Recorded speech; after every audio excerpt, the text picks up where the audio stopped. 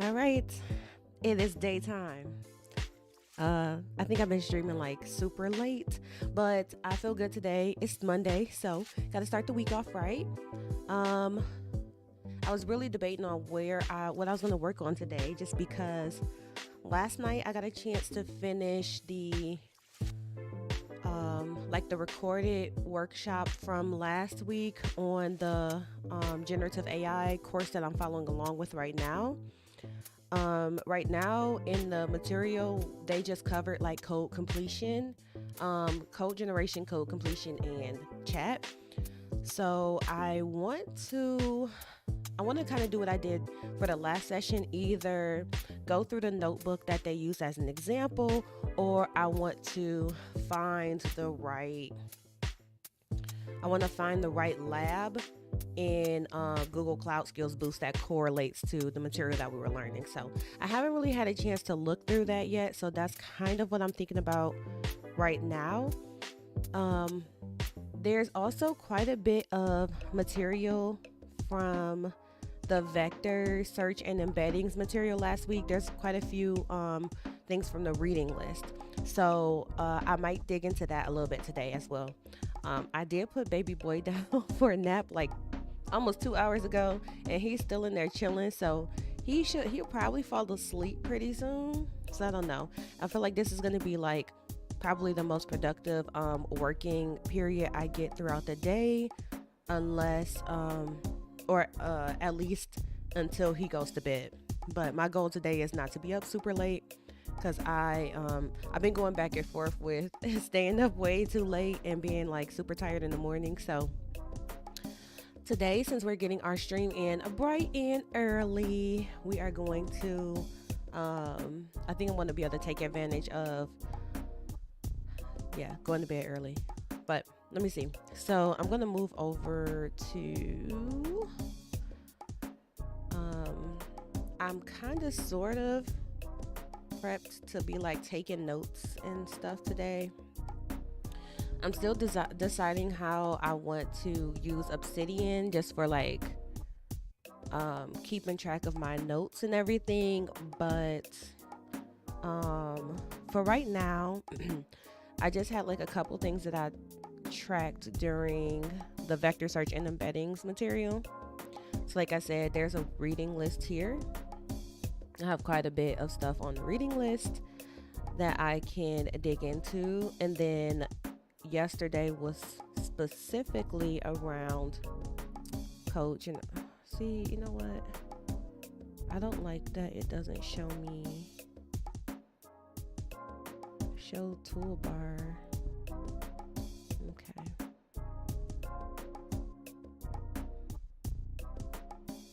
Yeah. all of those tabs are hiding in that mode. Okay. I've been trying to, let's see if I can find, I was trying to find a corresponding lab or a course in Cloud Skills Boost that goes along with the code generation. The closest I could find is the one for, well, I guess I didn't look at all the pages yet. Closest I found so far is the one that generates SQL. Building and debugging cloud functions.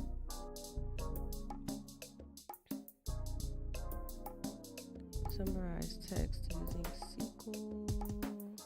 Yeah, see, like they have text summarization. But I think the text to SQL, when I was watching the workshop, it was like text to SQL is like a specific language model. Or it was a specific feature. And they also said it wasn't even coming out until, well, this is summarization, so I guess it's not really text to SQL.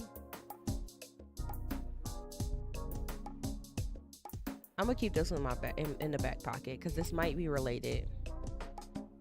But I want to do the code generation. I want to do something code generation or code chat. If I don't find anything, I'll just use the notebook. Deploy to Kubernetes.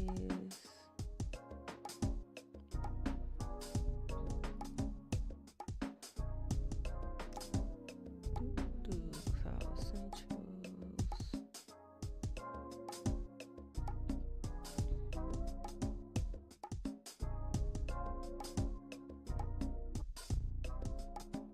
Okay, I don't see anything interesting. All right, so let's do this. What's this? Oh, this is some notes.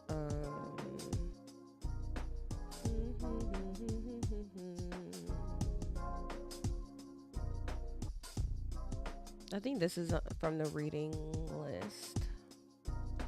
Pretty sure. Got so much stuff open.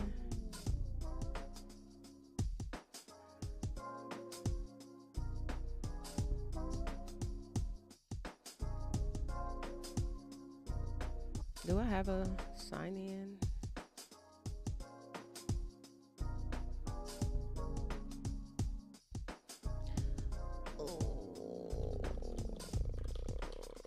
I definitely have a sign in to Hugging Face.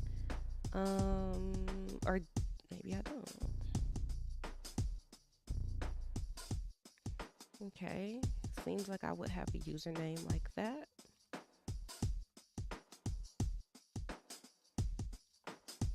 That didn't work.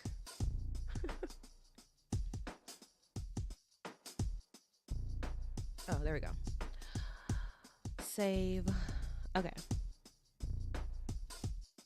I'm thinking.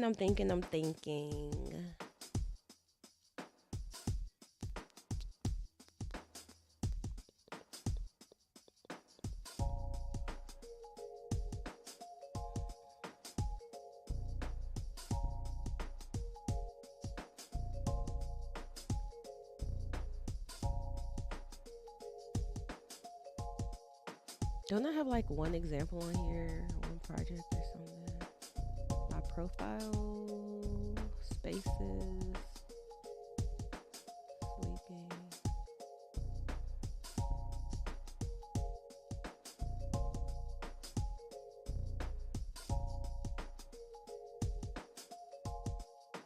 What's in this one? Oh, wait. Oh yeah, this one what I was using. Okay. Because I'm thinking about, I probably need to start having like a dedicated space for my ML projects. All right. Pretty sure this came from the reading list too. This is the announcement for scan. So that's this right here. Yeah. So I'm going to close that one for now. I think I downloaded this paper already. But one shot, not text to image diffusion.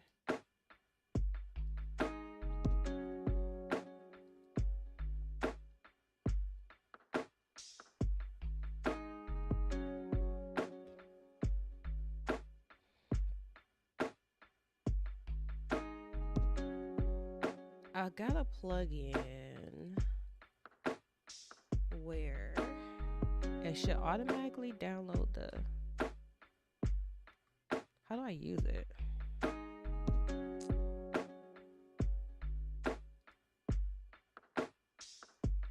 Plugins.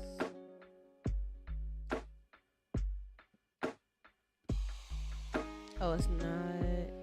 There we go.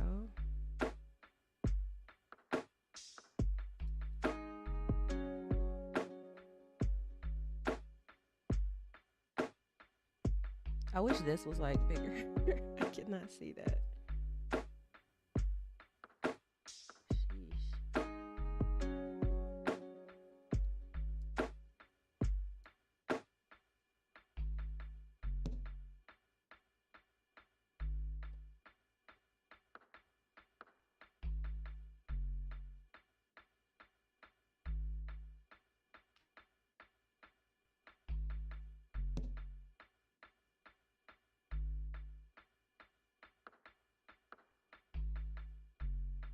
This freaking GIF is so fast. I can't really see what's happening.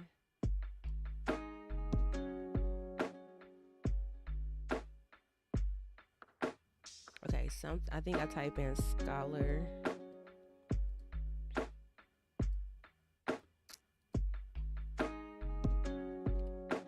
How do I don't know what that shortcut is though.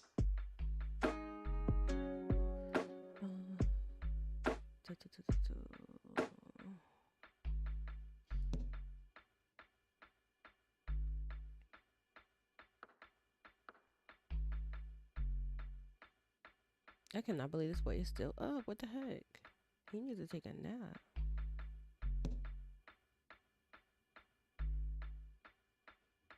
This is more difficult than it should be.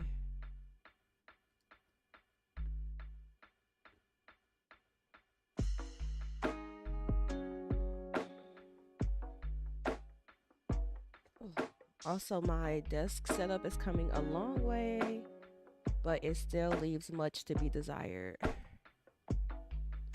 I have okay, I just realized. So I have this like one monitor arm in the middle. Well, it's one mount, a single mount, and it has two arms on it. It worked fine when I had my monitors and I had my 15-inch MacBook in the middle, but this one is bigger because this is a 16-inch, I think. So it's like just big enough that I can't see the edges of my monitor. Like I can't see this part where my mouse is right here. So a little bit struggly, but it's all good. Command palette. How do I open this? What's the shortcut to open that?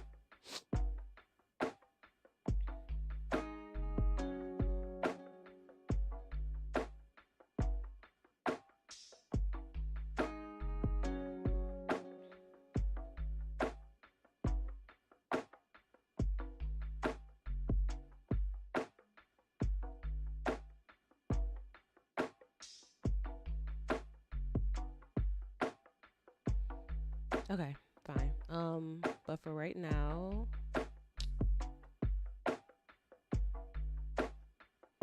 it was like scholar, then add paper to library,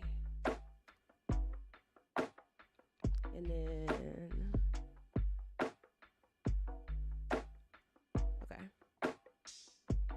I can do this. Beautiful.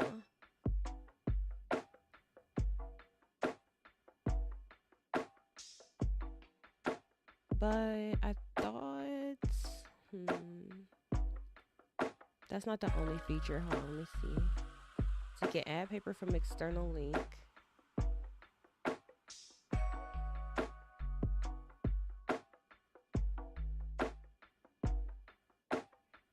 Wait, but it says it downloads the paper.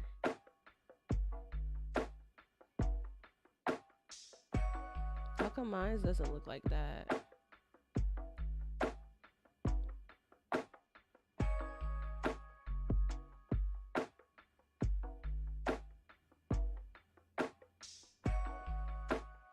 How come mine didn't download like that?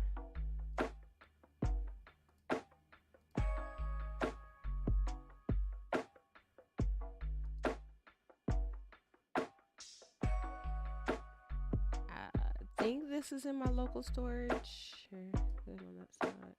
I think that's in my local storage. All right. Wait, but I want to. Dang it.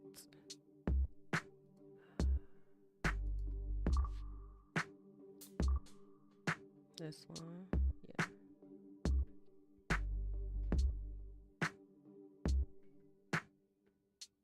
Okay, so that's something.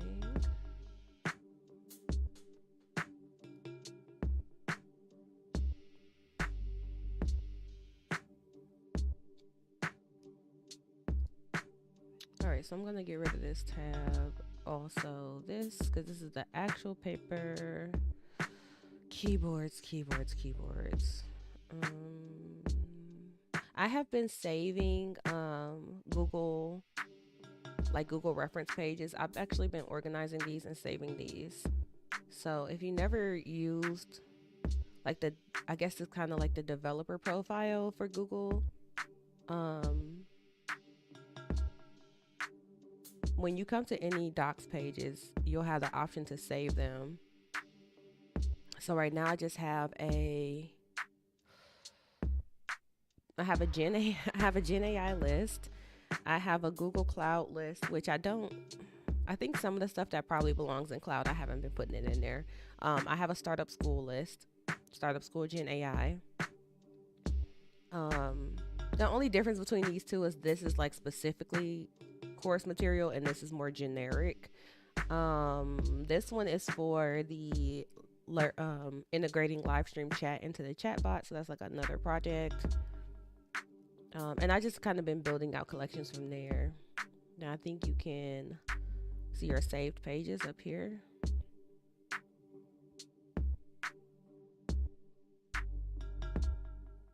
So this is kind of helpful.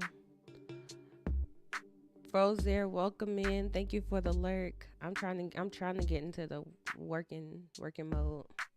I did get a chance to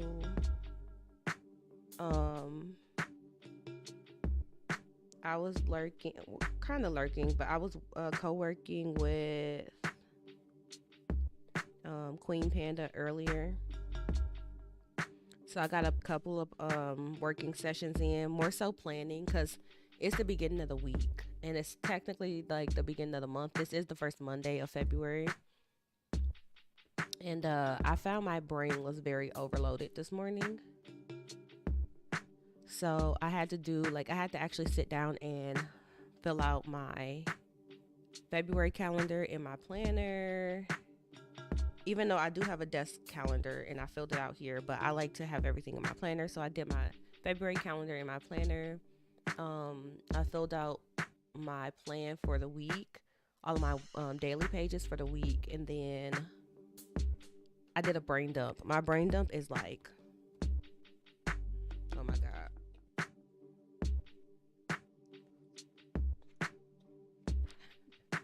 This is my brain dump. It's literally as many lines as you can see here. That's crazy. And I probably could put more. It's like 2 columns. This is how my brain works. Yeah. So I had to get some of that stuff out of my head so I could focus a little bit better. If you ever find yourself getting like super overloaded, like mentally overloaded with all the things that you have to do, I highly recommend doing a brain dump. Wasabi Dev, welcome in. It's going pretty good. Just trying to get my week off to a good start, honestly. Um, I hope you're having a good Monday. But yeah, that was that's normal for me. Usually by the time I feel like I need to do a brain dump, it's like 2 pages worth of just individual lines. But it does help. It really, really, really helps me focus. It's not good. It's not good to try to remember everything, y'all. It's not good. Even if you feel like you can do it, it's not good for your it's not good for your brain.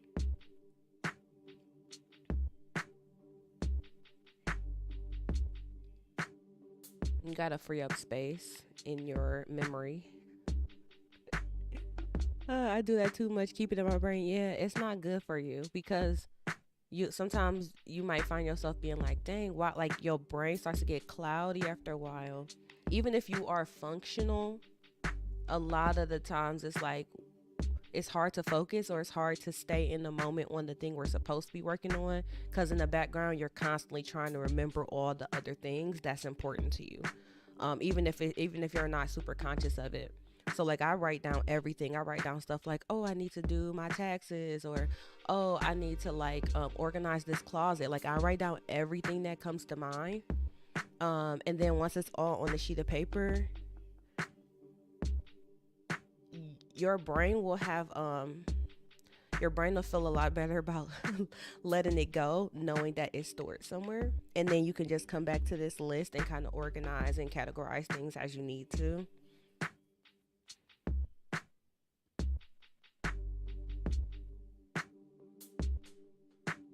So I got everything from mounting my whiteboard to organizing my son's closet to setting up like my cricket station, and then even like some projects that I want to work on, stuff for the conference, like anything that was like pressing me.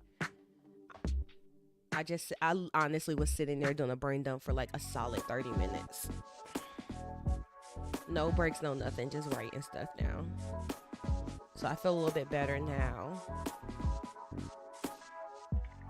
Maybe I need to build a quick web tool that allows me to do a brain dump but show them like the Netflix Rose hair. Yes, and the point of a brain dump is to get rid of things in your brain, not to add a new project in. Just gonna throw that out there, cause we as technology people love to build shit.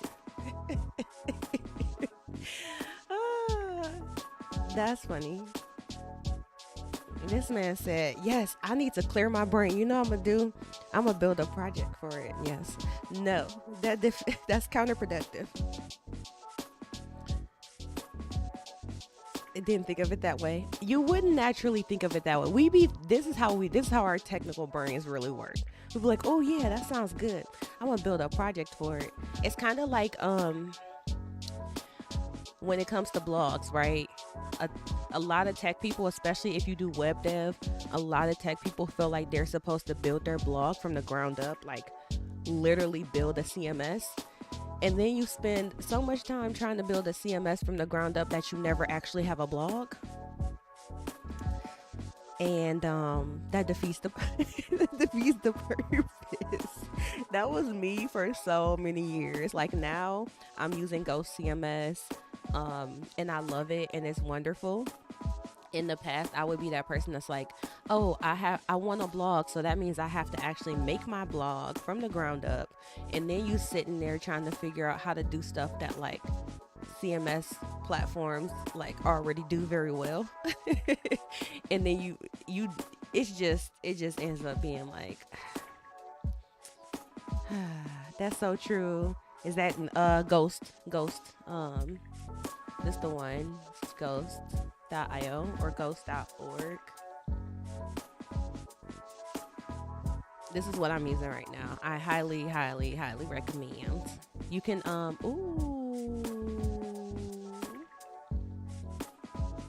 want like a watercolor, like Okay, anyways. Those are, look, am I not obsessed with this color palette right now? I told y'all. I got the candle. Look, candle matches perfectly, right? My cup is not in here, but my cup matches perfectly. What else I got? I got a couple things on this desk that match that. But anyways, but yeah, I highly recommend Ghost. You can technically deploy. It's open source, so you can deploy the open source version if you want to do it that way.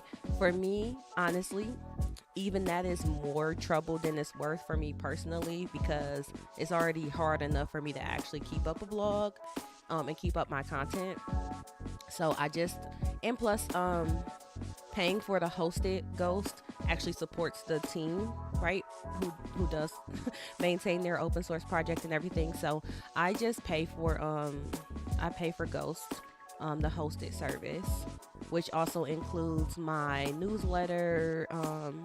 Includes, they have like some good Stripe integrations for memberships and things like that, for paid content.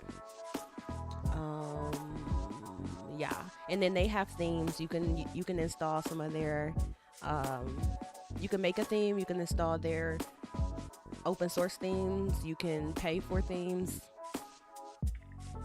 It's all there, but I really really do love it. So highly recommend. 10 out of 10.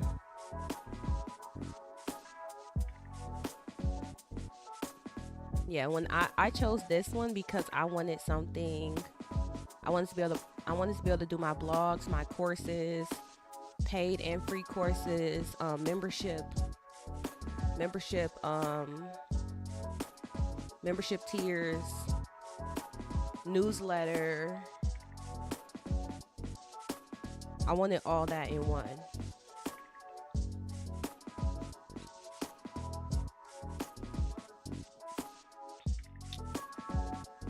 So I need to start writing some content around some of the Gen AI stuff that I've been learning about. I think that's important.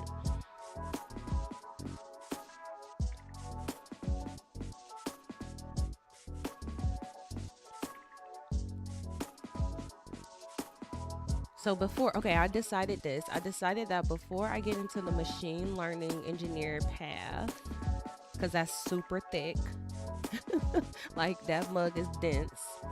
Um, we'll finish up the intro to Gen AI path. This one is really, really brief, honestly. This is the one that was recommended to us in startup school. And then once I get done with that one, I'll do the Gen AI. There's like a more in-depth Gen AI learning path.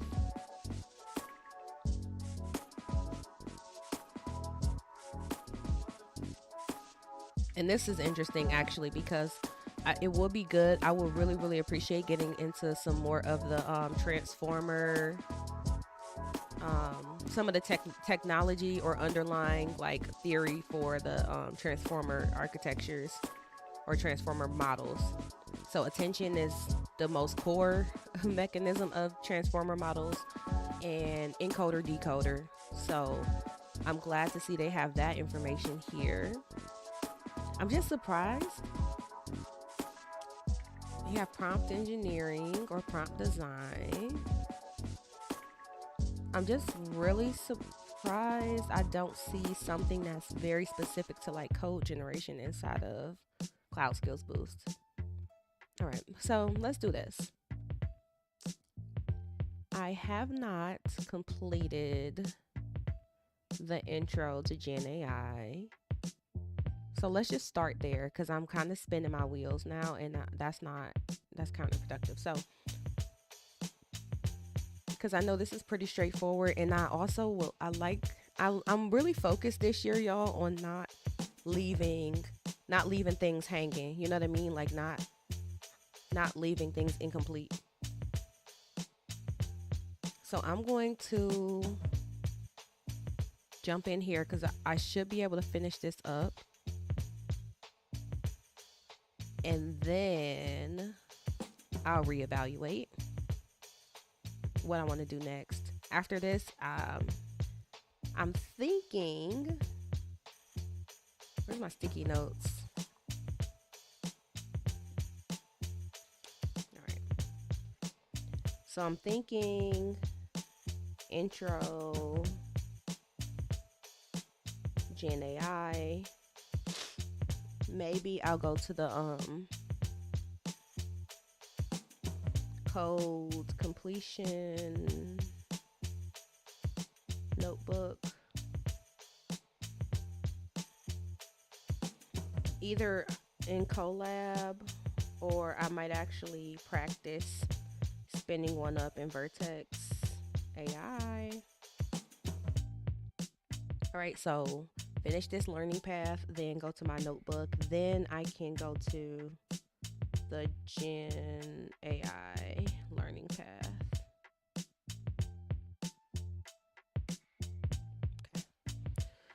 Ooh, we gotta stay focused. Gotta stay focused. And after I get off stream today, I'm probably gonna take a nap before I get back into some other stuff. Okay, so let's jump back in here. Where did I leave off? Why does it look like this? It didn't look like this before.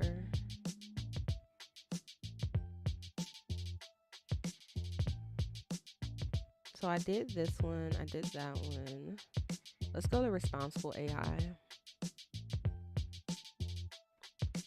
Robotech, welcome in. How's it going? As you can see, I'm trying to get my life together, trying to get my brain together.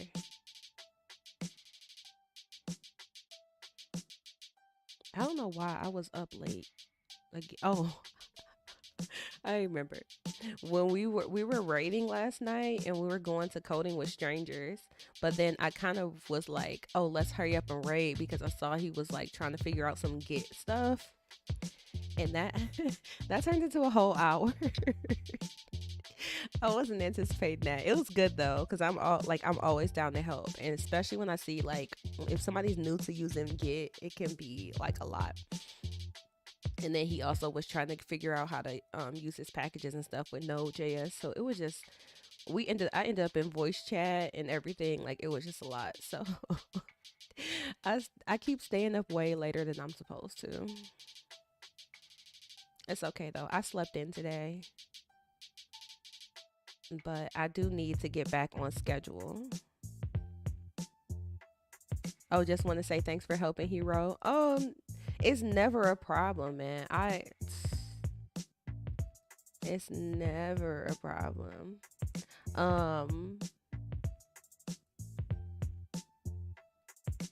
In my day-to-day work, I teach coding boot camps and things like that. I have done that basically most of the time I've been in software. So I really like to help people, like, get the foundational skills and kind of, and things like that. So I'm very experienced in that space.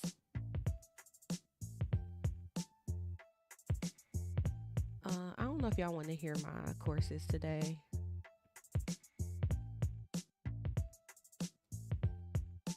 Let me see. My speakers are on. No.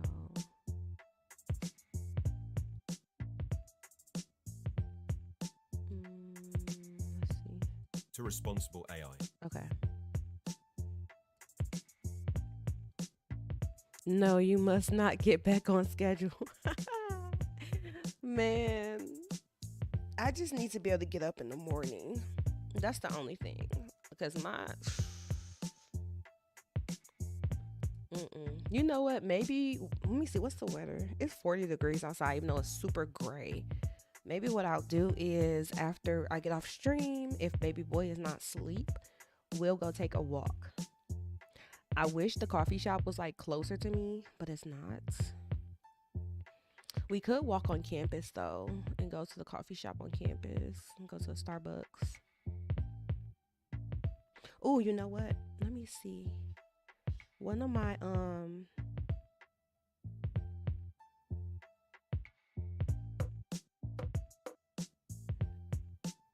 uh-oh, what did he post? My Oh, look at him. Finally trying to put some stuff out there. So does that mean y'all, my business partner, y'all be seeing him on podcasts with me, Mac. He is like, that's my homie, but we be trying to figure stuff out. So it looks like he posted all of our shameless plug.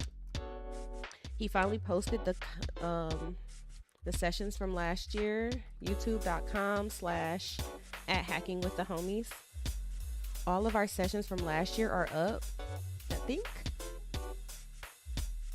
If not, a good number of them are up.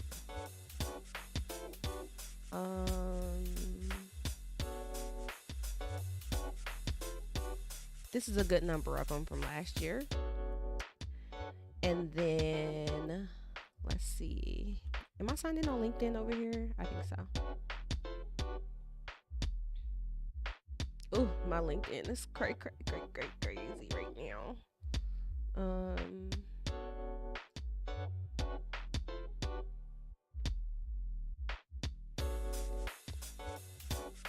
Our event tickets are up for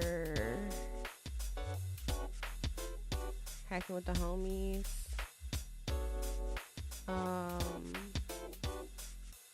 Let me see.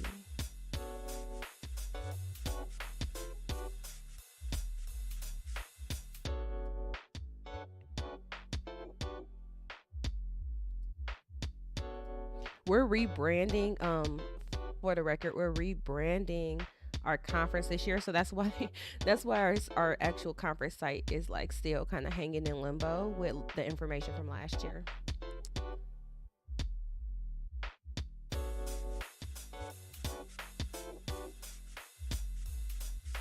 I wish he put the video up. Oh my gosh, this man stressed me out. Oh wait, no, that's a podcast. The video is more engaging, but it's okay. He got like a screenshot from it. It's cool. So then I'm gonna go ahead and post that stuff too. Repost this.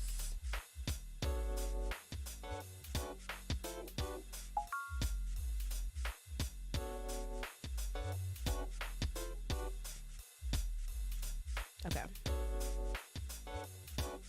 But yeah, the content for this year is definitely incoming. But I want us to do I want a retro pixel art theme for our conference this year, especially since I want to get swag made this year, like some jackets, amongst other things.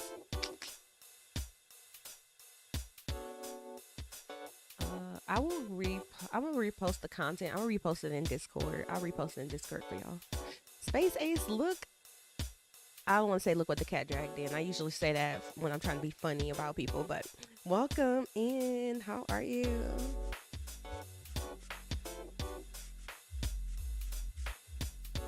I'm over here trying to get my life together.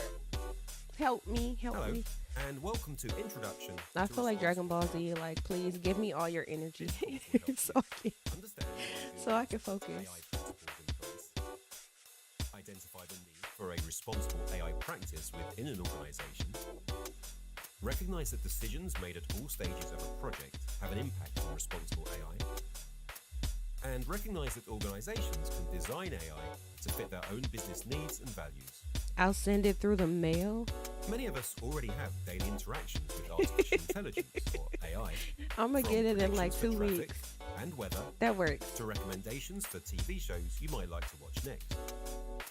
As AI becomes more common, many technologies that aren't AI-enabled may start to seem inadequate. Now AI systems are enabling computers to see, understand, and interact with the world in ways that were unimaginable just a decade ago. Priority shipping. And these systems are developing at an extraordinary pace. Yet, despite these remarkable advancements, AI is not infallible. Developing responsible AI requires an understanding of the possible issues, limitations, or unintended consequences. Technology is a reflection of what exists in society. So without good practices, AI may replicate existing issues or bias and amplify them. Okay, let me pay But attention to there what they're isn't saying a because I know they're universal gonna ask me a definition question. of responsible AI, nor is there a simple checklist or formula that defines how responsible AI practices should be implemented. Instead, organizations are developing their own AI principles. I feel like if this AI music was had a little bit more variation in it, it would be really good. Like it comes up with like some decent rhythms and patterns, and if it changed a little bit more frequently, I wouldn't mind it. Cause sometimes you get in a loop, and that loop will play for like 10 minutes straight.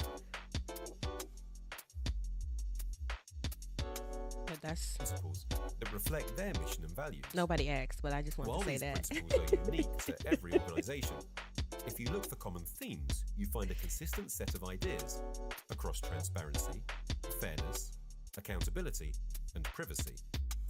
Privacy. At Google, our approach to responsible AI is rooted in a commitment to strive towards AI that's built for everyone, that's accountable and safe, that respects privacy, Privacy. and that is driven by scientific excellence.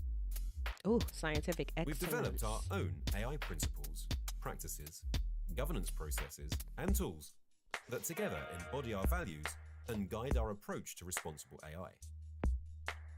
We've incorporated responsibility by design into our products, and even more importantly, our organization. Like many companies, we use our AI principles as a framework to guide responsible decision making. We all have a role to play in how responsible AI is applied. Whatever stage in the AI process you're involved with, from design to deployment or application, the decisions you make have an impact. Therefore, it's important that you too have a defined and repeatable process for using AI responsibly.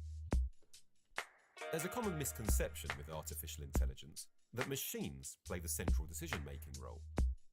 In reality, it's people who design and build these machines and decide how they're used. People are involved in each aspect of AI development. They collect or create the data that the model is trained on. They control the deployment of the AI and how it's applied in a given context. Essentially, human decisions are threaded throughout our technology products. And every time a person makes a decision, they're actually making a choice based on their own values. Whether it's the decision to use generative AI to solve a problem, as opposed to other methods, or anywhere throughout the machine learning lifecycle, that person introduces their own set of values. Yeah, I was gonna This say I means love that that every little decision bear. point Is requires that Winnie the Pooh? consideration and evaluation to ensure that choices It have been looks made like Winnie the Pooh. responsibly from concept through deployment and maintenance.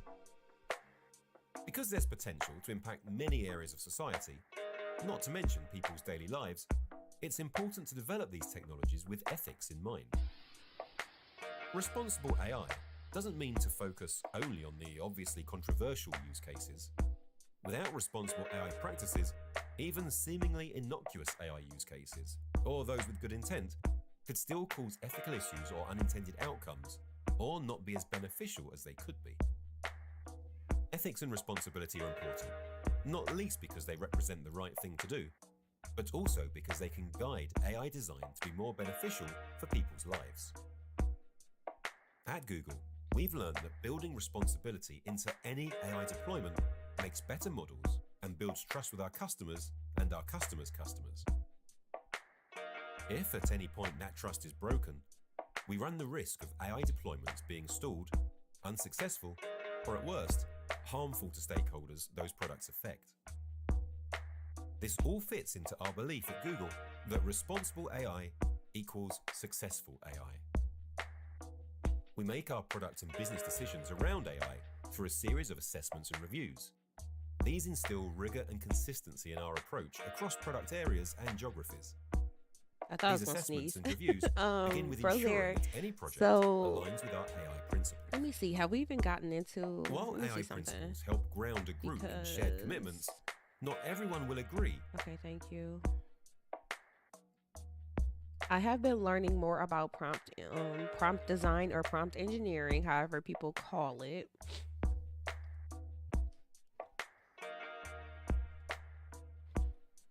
And honestly, I think we're going to Thank you. I think we're going to have. I thought we were going to have something about image generation. I guess we did do the imagine section already. Let me see something.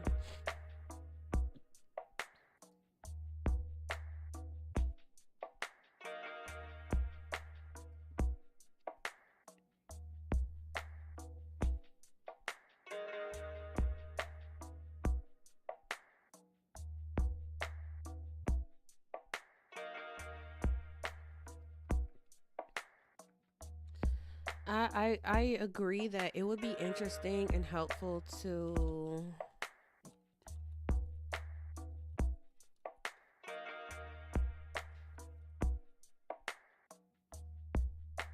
focus more on the prompt design for chat is a little bit different than the prompt design for images.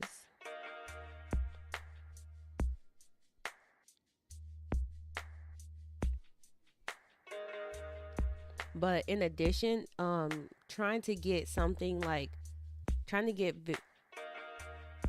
unique or like consistent images is more so also a challenge of the actual models themselves.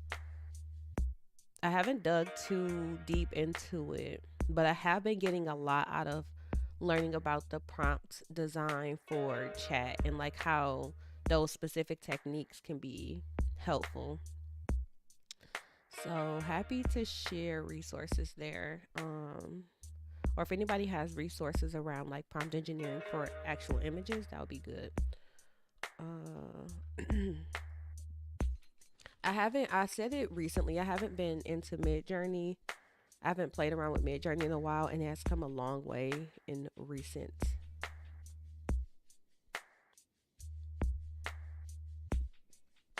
iterations.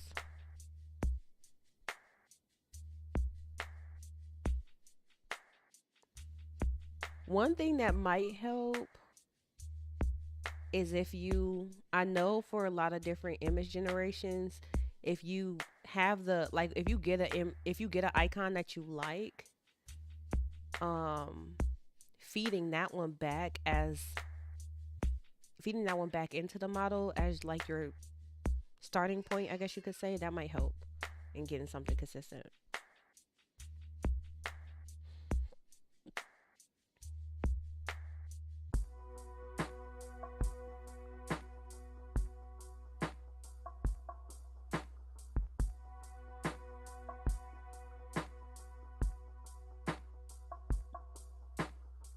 Um, no. Look at this.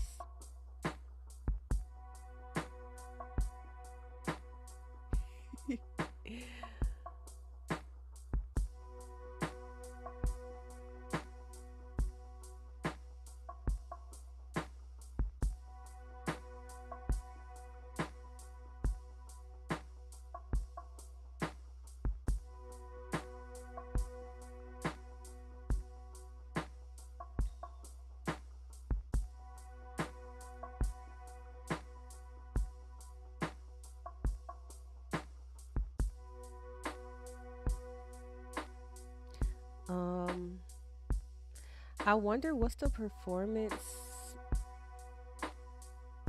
I haven't compared them in a while.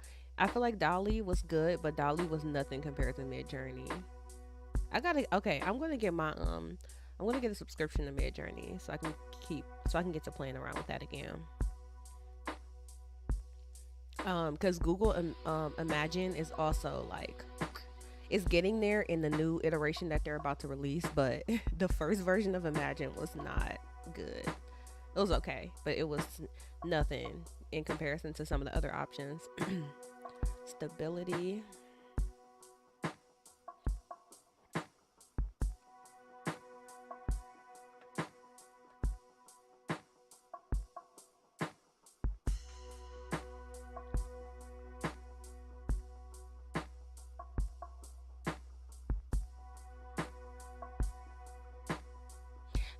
I just downloaded this paper. Actually, the paper I was trying to download earlier. This object driven one shot fine tuning. It's all the It's all the buzzwords you could put in one in one title. Object-driven one-shot fine-tuning of text-to-image diffusion with prototypical embedding. Um, it's a long spiel, but this one is interesting. This because they're trying to figure out how to maintain, basically how to maintain the source image as much as possible in the generated images.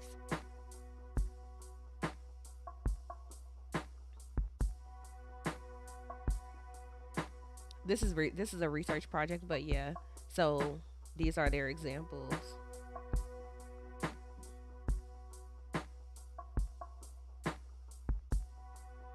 As you can see, even when they're like very intentionally trying to generate a new image with a reference image, most of the time it's like very loosely coupled.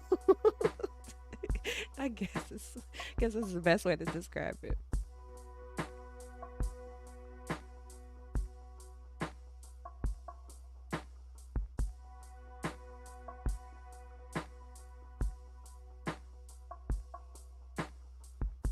So I haven't finished reading this one yet, but it's interesting to see the work that's being done in that regard, kind of similar to what you were saying, because that's like, oh, could I generate like emotes and have like different different emotes that all have the same core design. In what I've seen, we're not really there yet. Yeah, Bard is probably going to be using whatever they're using for Imagine. I have to create a brand new avatar. Yeah. My I'm in a similar boat because the artist that originally did my emotes, I don't even know if I can like connect with them again to get like more emotes made. So now I'm at a point where I'm like, yep, we might have to get like something fresh going. But yeah, Bard is probably going to be getting Imagine. Imagine is here, let me show you some. Imagine. Where's my console? Oh, I think I closed my console. Yeah.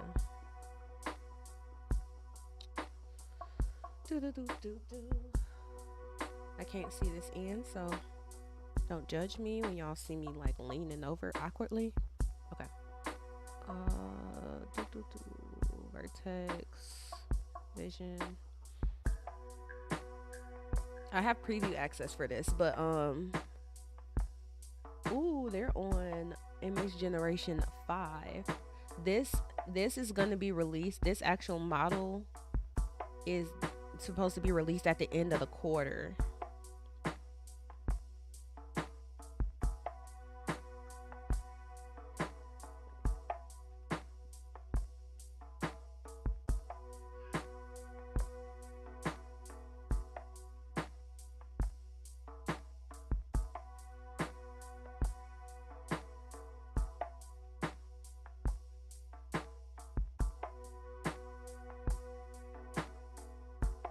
Prompt tips.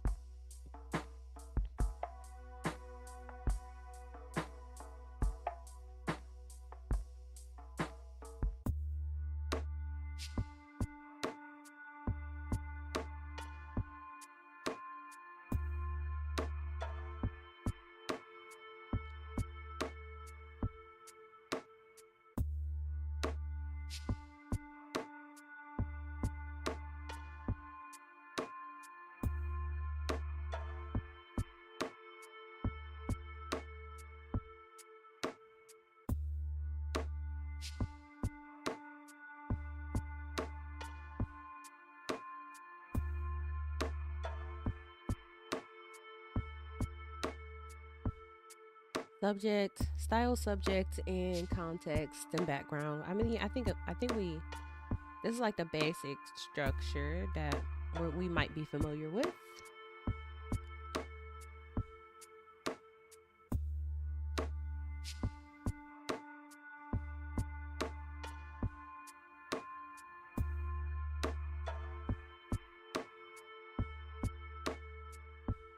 Because let me see, what's the last thing I gave Dolly?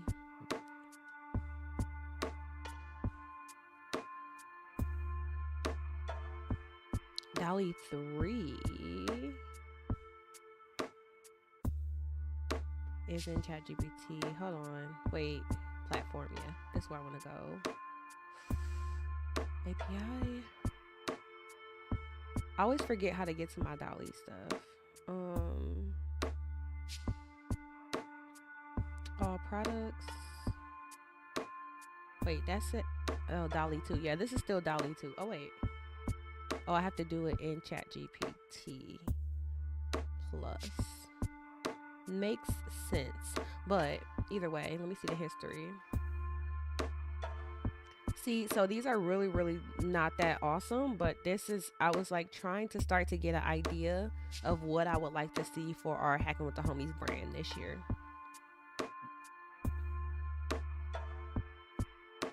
But now I want to see them in Dolly 3. What prompt did I use for this?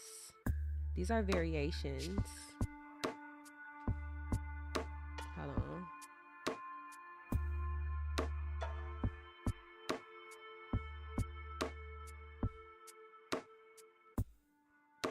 So here's my prompt right here. I've also had some interesting I've had some interesting experiences with trying to, get like certain ethnicity in my prompts, because a lot of times if I just gave a generic like, oh, I want a software engineer, I'm not going to get a black person typically.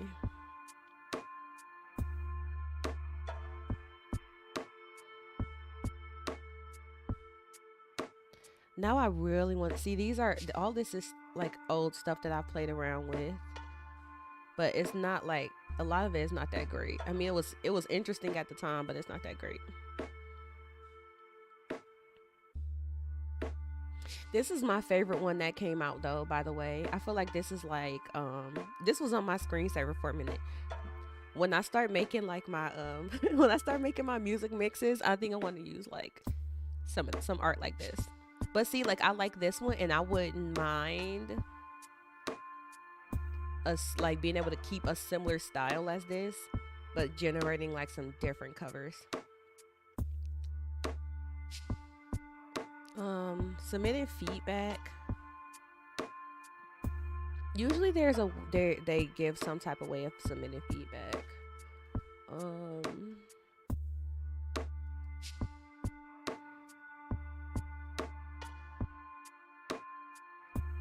It just depends. Like sometimes it pops up in the UI at the time, or you can like upvote and down, thumbs up or thumbs down, and then give some context. But I don't remember specifically.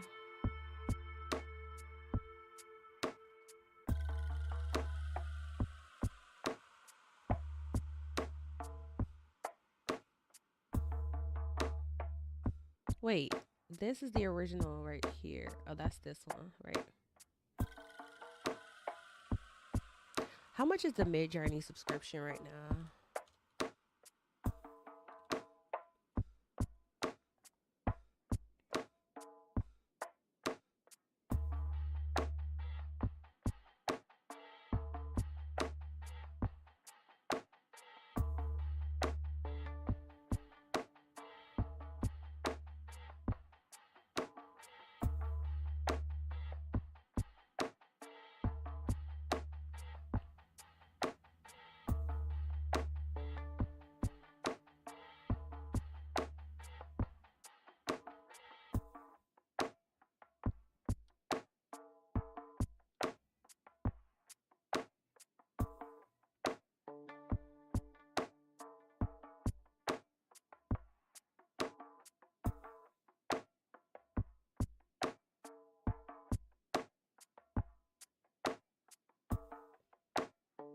Am I buying time?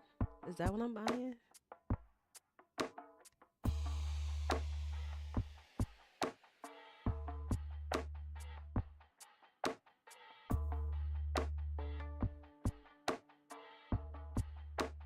I guess I'm buying time, right?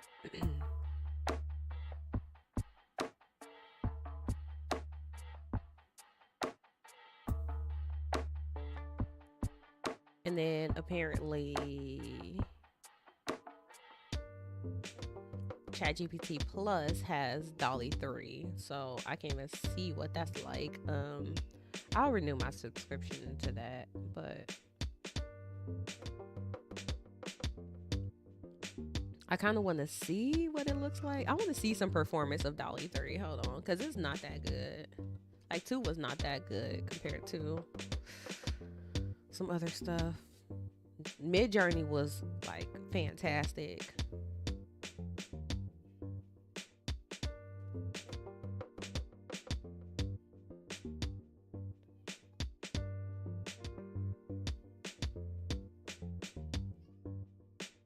This boy is yelling at me.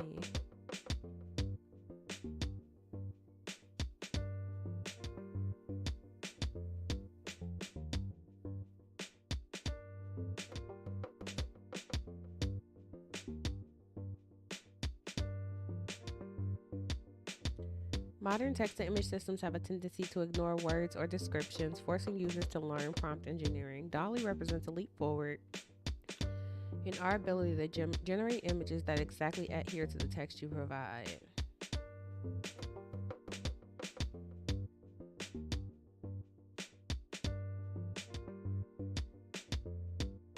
Even with the same prompt, DALL-E 3 delivers significant improvements over 2.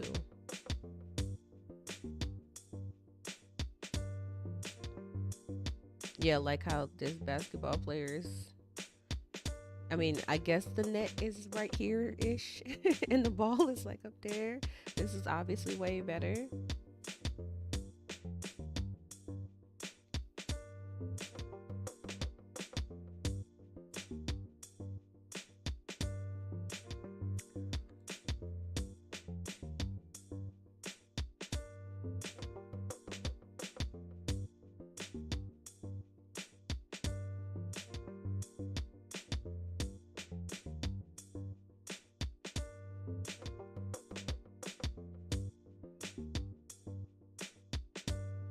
Dang, I thought they were gonna like go a little bit more in depth.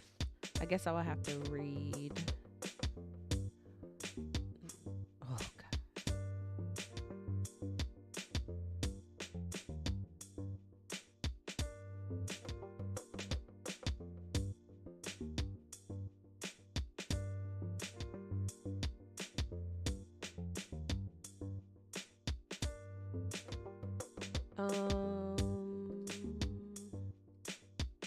Oh, do they have a art?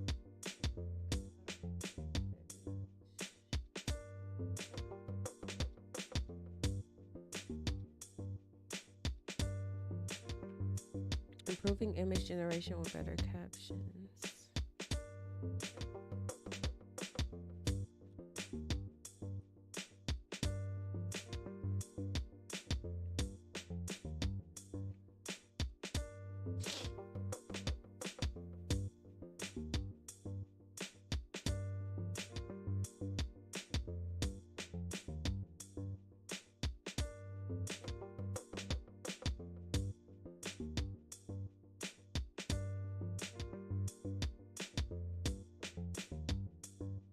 I want to save this without having to do a whole bunch of extra work. Let me see.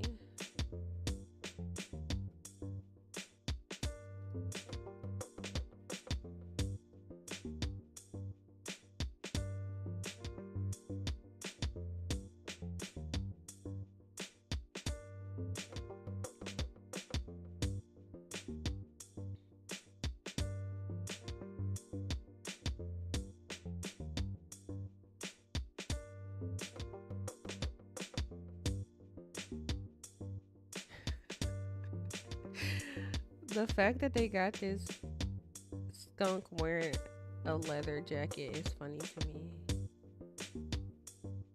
I mean, it's high, animal high, but same thing.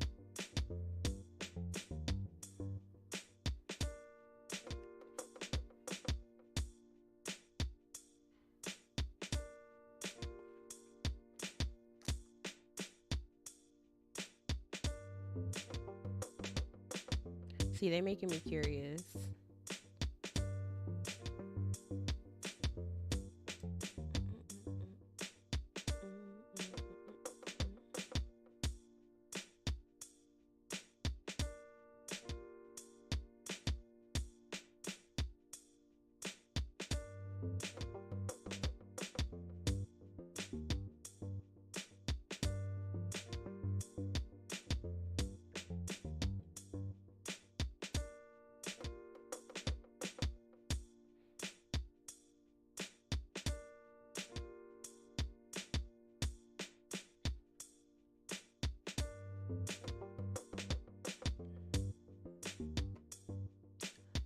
All right, I want to save this. This is cool, but it's not the same. Wait, so let me see something. It's cool, but it's not the same as it doesn't really answer the question about getting better, more consistent images. That's still more so a prompt engineering thing. What was I trying to do? So if I open this and I do Scholar, add paper to library, search paper.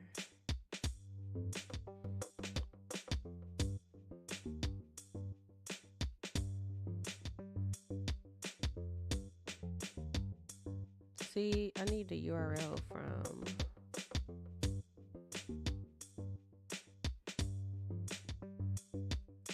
why don't they have a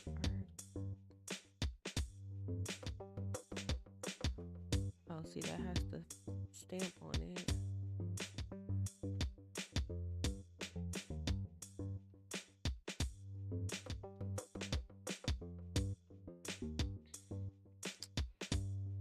Y'all don't publish y'all papers on there, or what?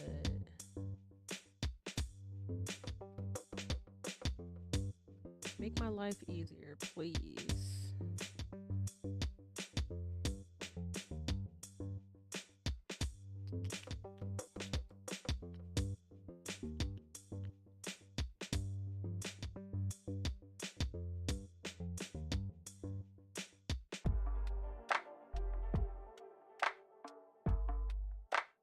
All right, I have officially killed my candle.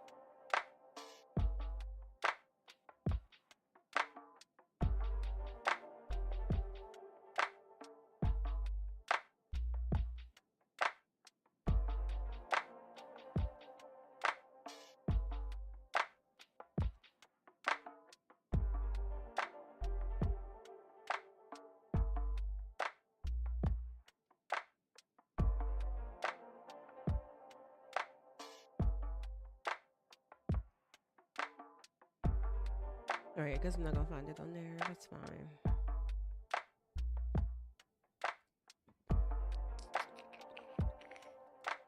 Oh,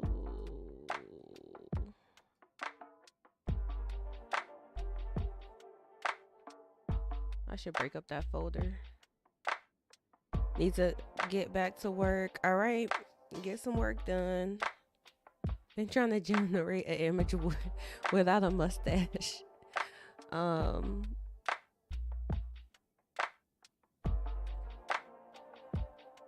Oh yeah, Dolly. Well, it's not free. But yeah, it's a part of the Plus upgrade. That's what they said right now. That's the only way to use Dolly 3 is through ChatGPT Plus. So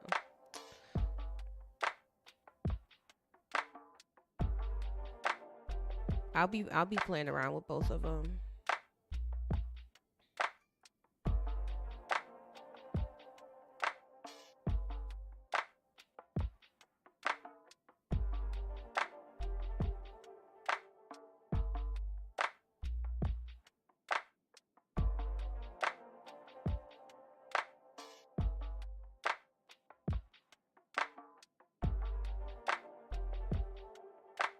every decision made about how.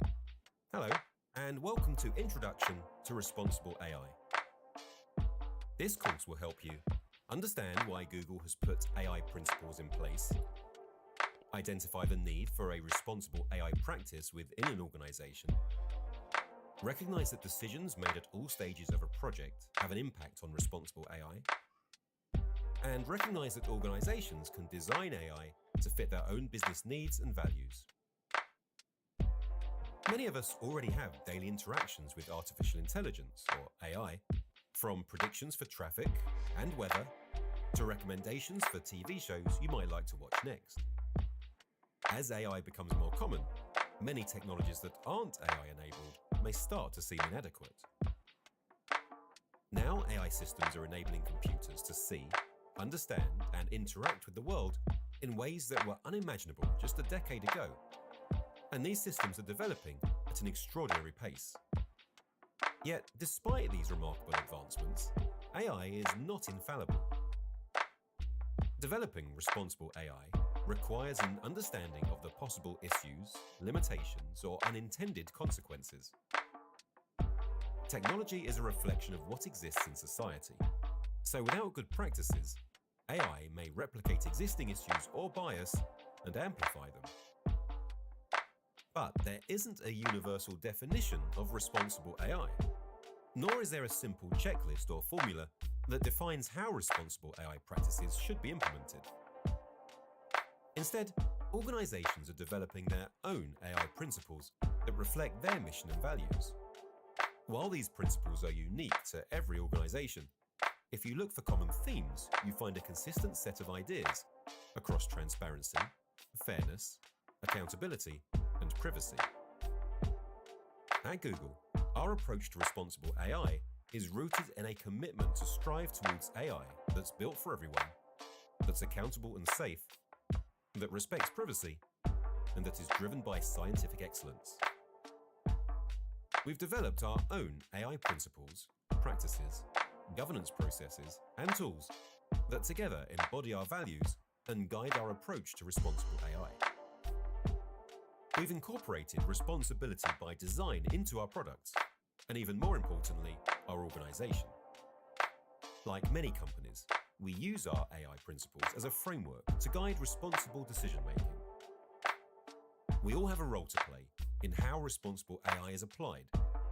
Whatever stage in the AI process you're involved with, from design to deployment or application, the decisions you make have an impact. Therefore, it's important that you too have a defined and repeatable process for using AI responsibly. There's a common misconception with artificial intelligence that machines play the central decision-making role. In reality, it's people who design and build these machines and decide how they're used. People are involved in each aspect of AI development. They collect or create the data that the model is trained on. They control the deployment of the AI and how it's applied in a given context. Essentially, human decisions are threaded throughout our technology products. And every time a person makes a decision, they're actually making a choice based on their own values. Whether it's a decision to use generative AI to solve a problem, as opposed to other methods, or anywhere throughout the machine learning lifecycle, that person introduces their own set of values. This means that every decision point requires consideration and evaluation to ensure that choices have been made responsibly from concept through deployment and maintenance. Because there's potential to impact many areas of society, not to mention people's daily lives, it's important to develop these technologies with ethics in mind. Responsible AI doesn't mean to focus only on the obviously controversial use cases. Without responsible AI practices, even seemingly innocuous AI use cases, or those with good intent, could still cause ethical issues or unintended outcomes, or not be as beneficial as they could be. Ethics and responsibility are important, not least because they represent the right thing to do, but also because they can guide AI design to be more beneficial for people's lives. At Google, we've learned that building responsibility into any AI deployment makes better models and builds trust with our customers and our customers' customers. If at any point that trust is Have broken, I ate? I ate we right run the risk before. of AI I did eat right deployments before I being got stalled, to the computer. unsuccessful, or at worst, I was sitting here thinking harmful to about eating stakeholders again, those though. products affect.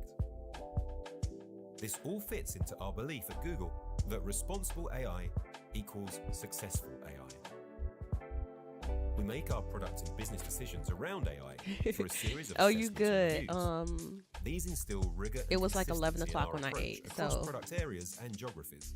yeah, it's These about assessments time. and reviews begin with ensuring that any project It's aligns with our 3:30 AI now. principles. While AI principles help ground a group in shared commitments, not everyone will agree with every decision made about how products should be designed responsibly. This is why it's important Currently to develop cooking. robust See, processes I'm that thinking people about can going and trust. going So even out if they don't agree with and the getting end decision, something. they trust Nothing the crazy, process but that drove the decision.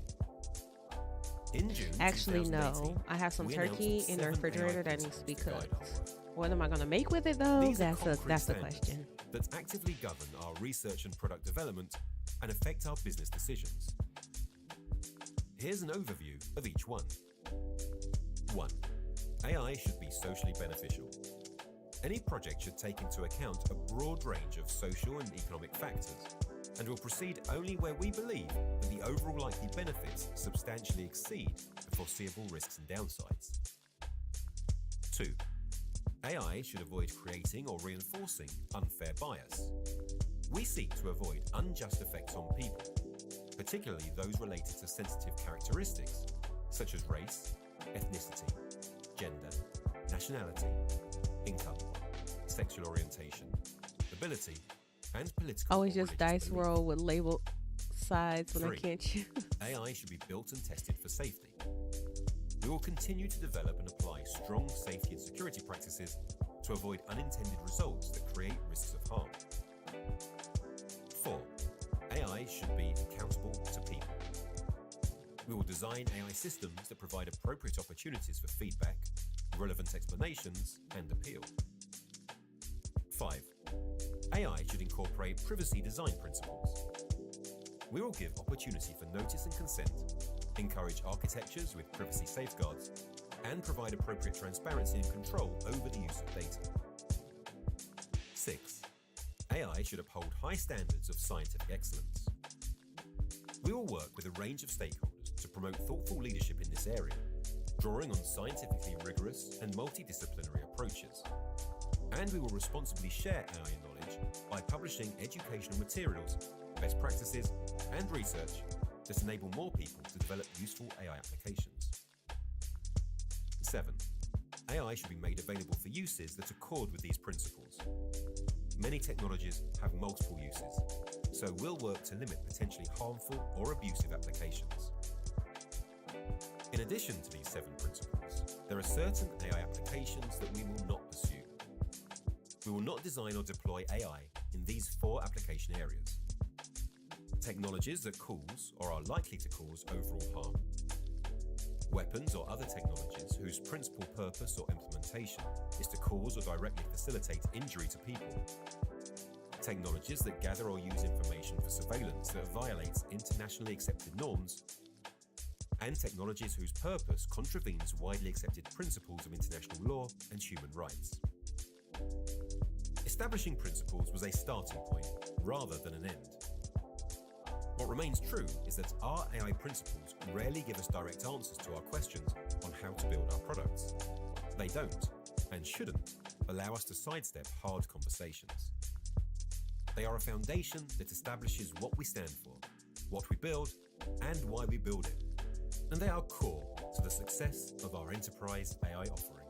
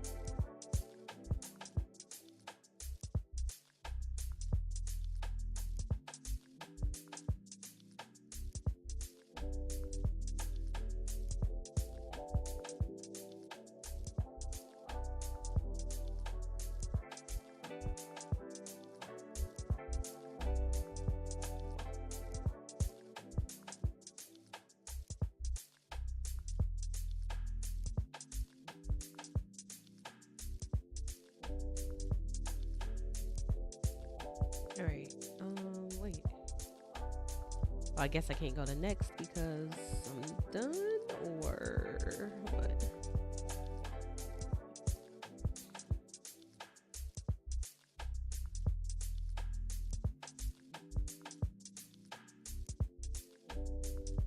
Okay, I'm done with that.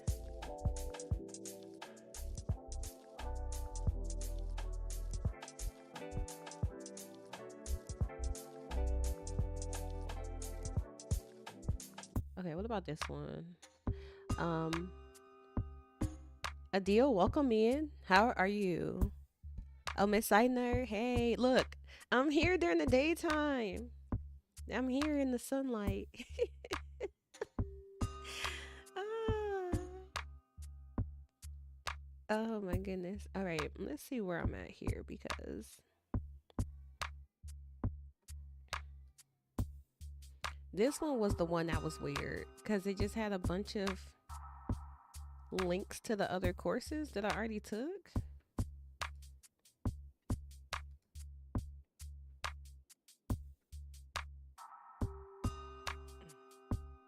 Let's see if I can pass this quiz because it was a little bit much for me last night. I need to get a 75. Okay. No. Generative AI. Generate output based on this. It's not going to be that. And it's not going to be that.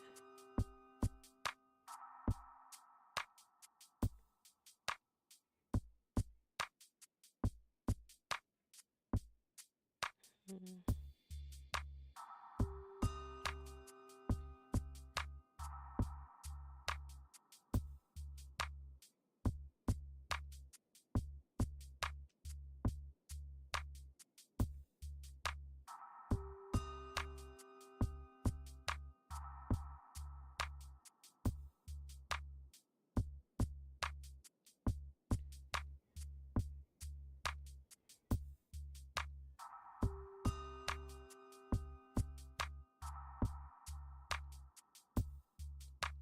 Did they really say either one of these? I don't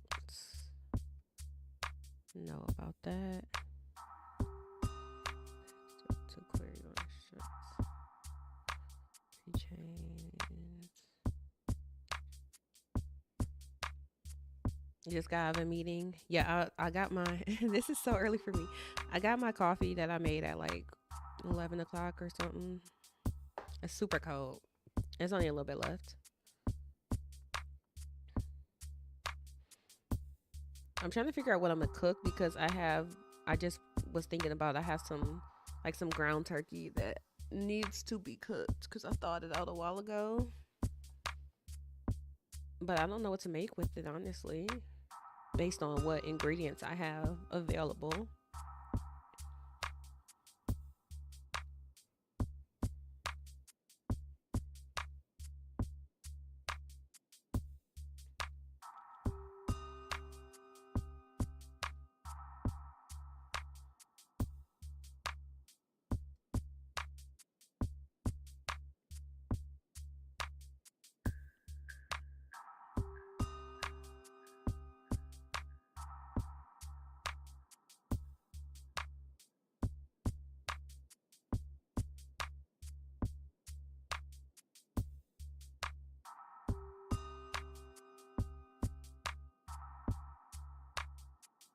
I feel like I need. They have a reading list or something. They didn't even have a reading list today.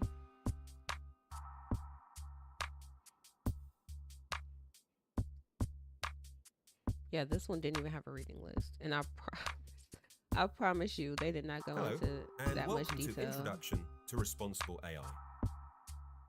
This course will help you understand why Google has put AI principles in place, identify the need for a responsible AI practice within an organization, recognize that decisions made at all stages of a project have an impact on responsible AI, and recognize that organizations can design AI to fit their own business needs and values. Many of us already have daily interactions with artificial intelligence, or AI, from predictions for traffic and weather to recommendations for TV shows you might like to watch next. As AI becomes more common, many technologies that aren't AI-enabled may start to seem inadequate. Now AI systems are enabling computers to see, understand, and interact with the world in ways that were unimaginable just a decade ago. And these systems are developing at an extraordinary pace.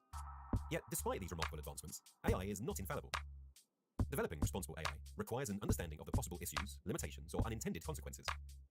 Technology is a reflection of what exists in society, so without good practices, AI may replicate existing issues or bias and amplify them. But there isn't a universal definition of responsible AI, nor is there a simple checklist or formula that defines how responsible AI practices should be implemented.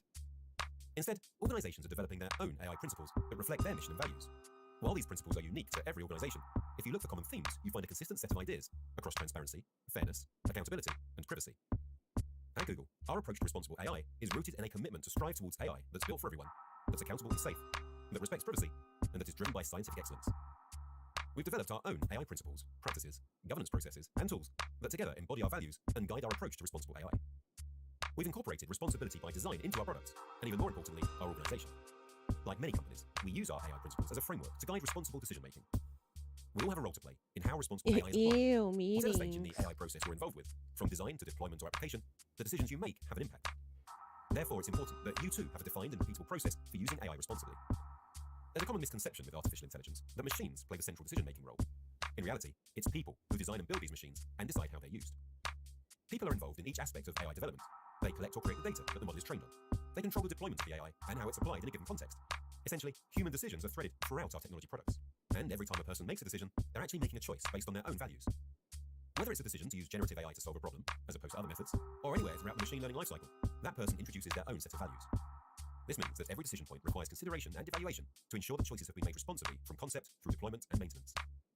Because there's potential to impact many areas of society, not to mention people's daily lives, it's important to develop these technologies with ethics in mind. Responsible AI doesn't mean to focus only on the obviously controversial use cases. Without responsible AI practices, even seemingly innocuous AI use cases, or those with good intent, can still cause ethical issues or unintended outcomes, or not be as beneficial as they could be. Ethics and responsibility are important, not least because they represent the right thing to do, but also because they can guide AI design to be more beneficial for people's lives. At Google, we've learned that building responsibility into any AI deployment makes better models and builds trust with our customers and our customers' customers. If at any point that trust is broken, we run the risk of AI deployments being stalled, unsuccessful, or at worst, harmful to stakeholders those products affect. This all fits into our belief at Google that responsible AI equals successful AI. We make our products and business decisions around AI through a series of assessments and reviews. These instill rigor and consistency in our approach across product areas and geographies. These assessments and reviews begin with ensuring that any project aligns with our AI principles. While AI principles help ground a group in shared commitments, not everyone will agree with every decision made about how products should be designed responsibly. This is why it's important to develop robust processes that people can trust. So even if they don't agree with the end decision, they trust. If at any point that trust is broken, we run the risk of AI deployments being stalled, unsuccessful, or at worst, harmful to stakeholders those products affect. This all fits into our belief at Google that responsible AI equals successful AI. We make our product and business decisions around AI through a series of assessments and reviews. These instill rigor and consistency in our approach across product areas and geographies. These assessments and reviews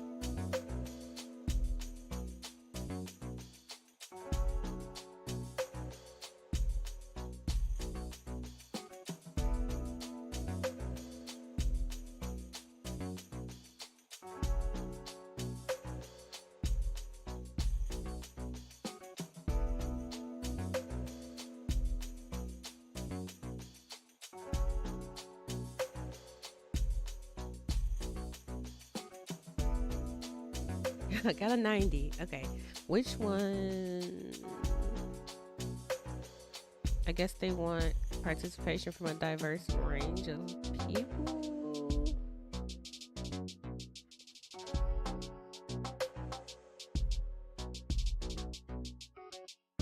But I was more so going on when they said that you need to evaluate the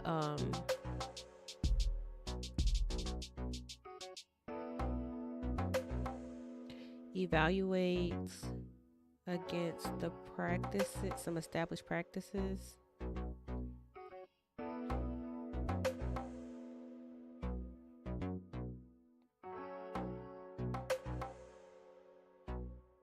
Every decision point requires consideration and evaluation to ensure that choices have been made responsibly.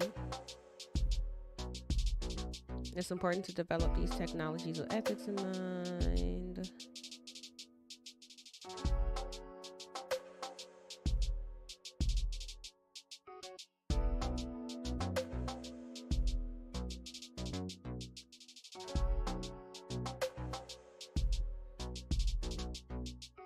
Oh yeah, this part.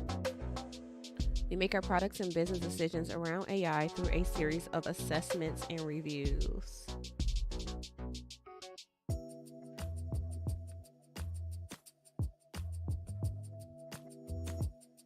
It's like they literally don't talk anything about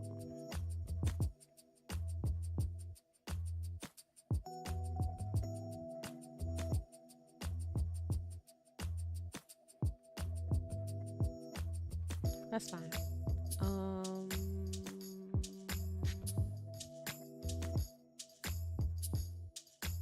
I think this one, the fourth one, is the answer to that. Oh, shoot. Oh, this was one I picked last night. You want to organize documents into distinct groups without predefining the groups. Unsupervised learning. Okay. All right. I don't want to redo the whole thing because I feel like I might. Let's try it. I'm gonna try to retake it, but I don't want to.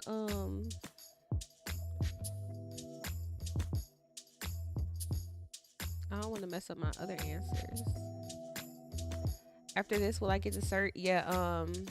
Not for this course in particular, but I am going to do MLE, the MLE learning path. This is in preparation for the machine learning engineer cert.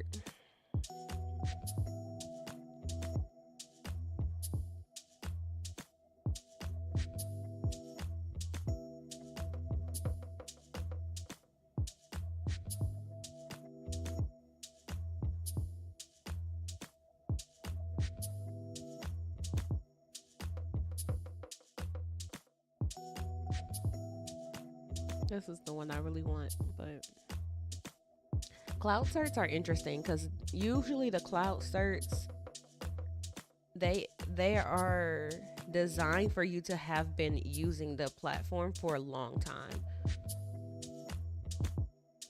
They more so certify what you have been doing versus what you can do. So it's going to be a lot to cover. The MLE cert, that learning path is, let's see, they don't even tell you how many hours in total. 16, 32 hours, 24, 24, 32, 16, 8, 8, 8, 8, 8, 6.5, 8.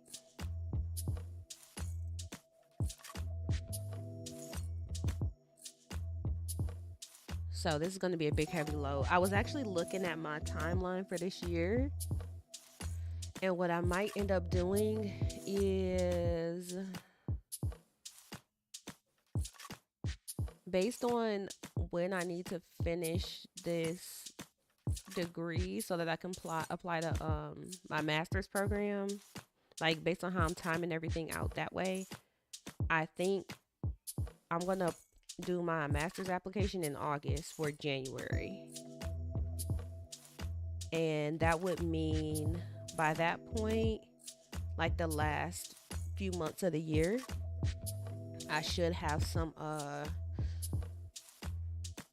I don't want to say free time, but you know what I mean. I should have like a gap in my studies to focus on the cert. That's what I'm kind of thinking right now. Because between now and what I say, basically between February and April, I want to work on some of the prereqs and stuff that I need for my to finish my bachelor's program. I need a few months for the bachelor's, like to finish up the last few classes. And then August is my deadline for my master's application. So assuming all that goes to plan, then basically September through December, I think that'll be a time where I can focus on like a certification. I'm gonna still go through a lot of this material, but before I do this path here, I'm gonna do the GenAI path, which is a little bit more, it's a little bit more manageable in the short term. So the path I'm doing right now is just the intro to GenAI, which is not very much. Wait, why does it say? Oh, I have one more. Okay. I'm almost done with this one. This one is really, really super intro. So even though it says this takes 8 hours, this is still probably not 8 hours worth of videos.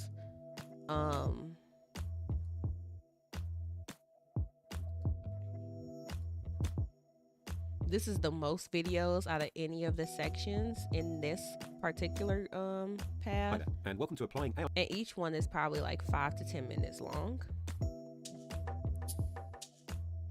But what makes this long is how many freaking resources they usually post.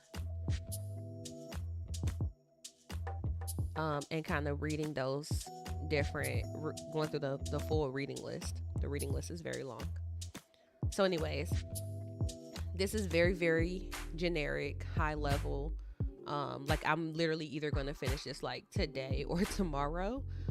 But once I'm done with the intro, then I'm going to the GenAI path, which is right here. So this will be a little bit more, which is some information I wanted to get into anyways. The architectures and the principles that underlies large language models, which is basically transformers. Then they have some image stuff too, image generation, which I haven't done much of. So I'm gonna do this one next. So this is still something that might take me a couple of weeks, just like pacing myself. But by the time around the time I finish this, because I kind of want to finish this soon, I'm literally about to start focusing on studying and get into school mode. So that's my short plan. We love more free time. Yes. Just finished a huge refactoring. Had to completely remake my whole translation system, all the UI strings and their translations. Now I can only watch other people do something.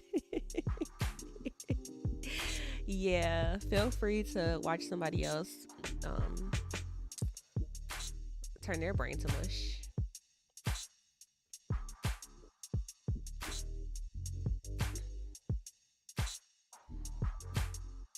It's not very much to see here, but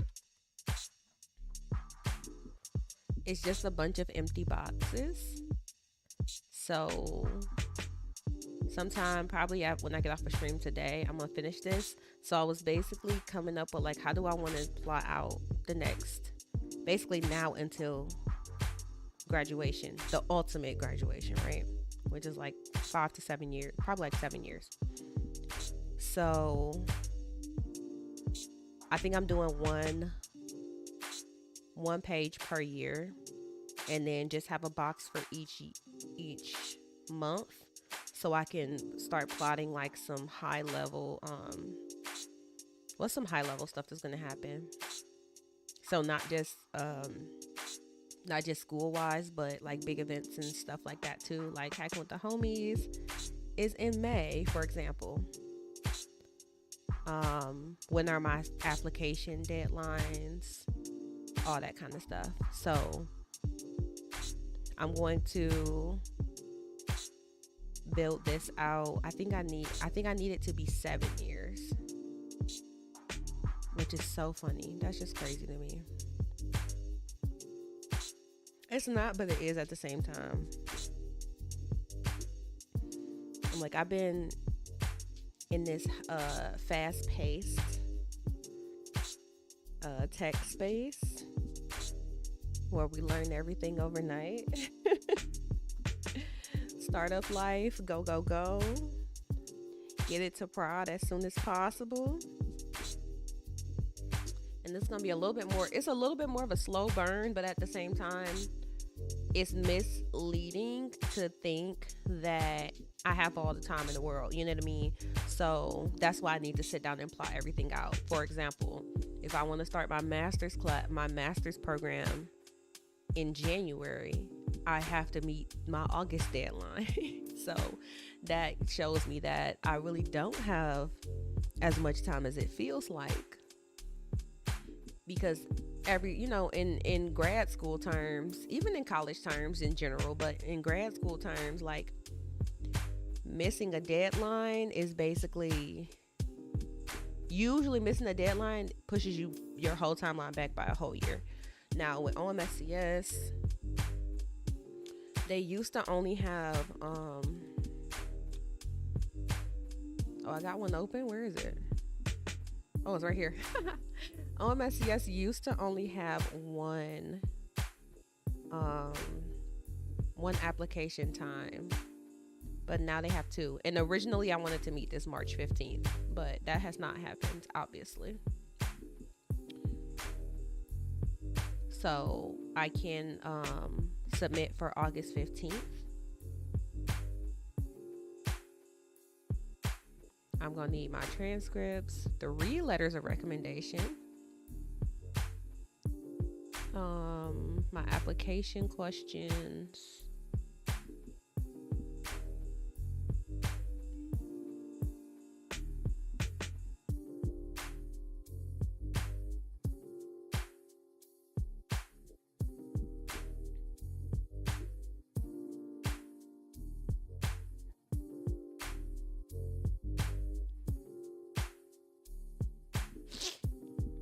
so yeah, I'm just lucky in a certain sense. I'm lucky that they have 2 deadlines now. Otherwise, that would mean I wouldn't be able to start until next year fall. So yeah, I have to just stay on my timeline.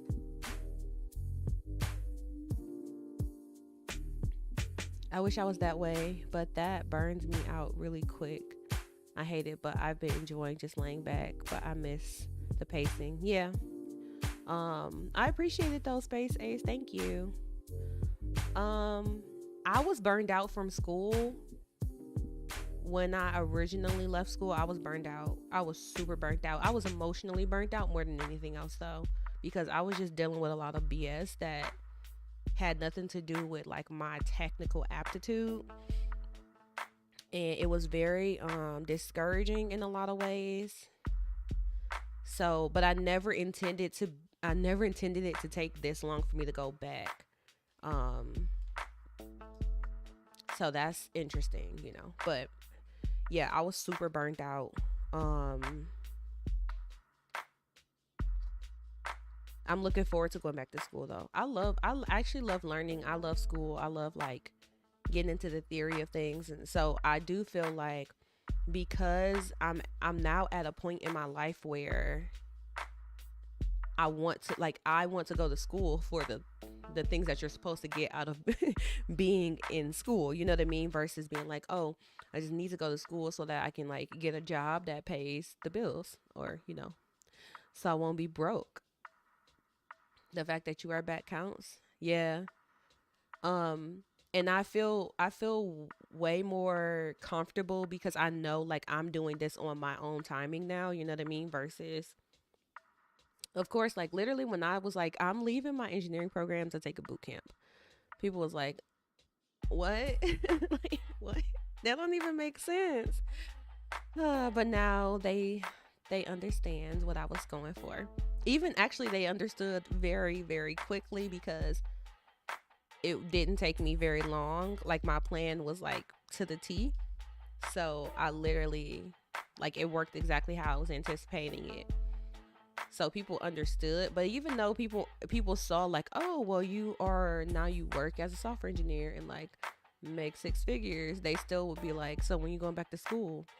Um, so I definitely did experience like many years of other people trying to pressure me to do something just because of their own preconceived notions of what that meant, versus now where I'm like, yeah, I'm doing this because it's a goal of mine and it's on my timeline. So it doesn't bother me that it has been as long as it has been, but it does is crazy to think about it that that was like 10 years ago almost. Like it doesn't feel like 10 years. I'm like, dang, the last time I was enrolled in college was like in 2015. That was the last year I took classes.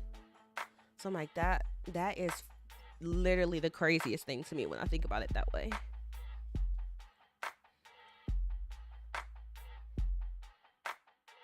But I'm excited about the journey that I am embarking on. I just have to get back into that long term. I have to get back into long term planning mindset versus short term planning mindset. Like short term planning mindset is like, oh, I want to get a MLE cert a year is reasonable. You know what I mean?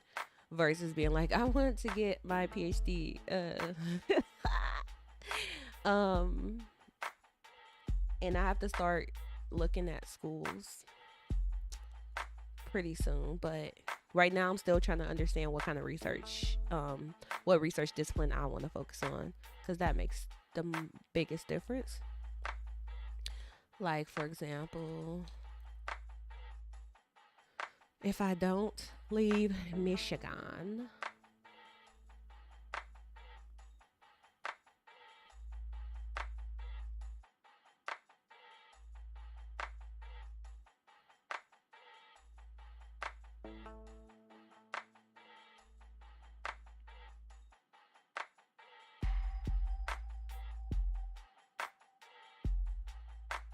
and for the record, I don't want to do masters in person. I'm not ready for that yet. Not ready to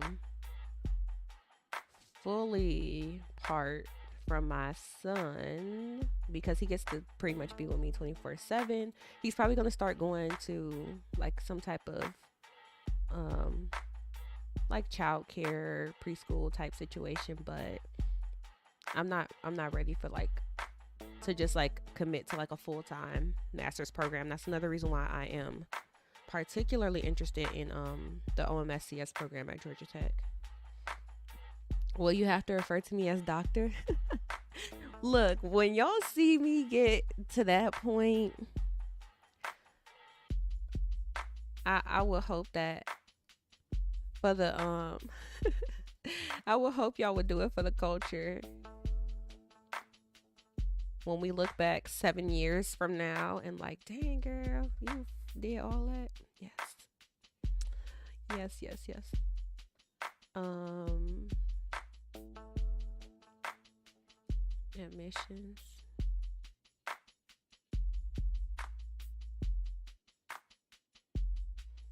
December 15th.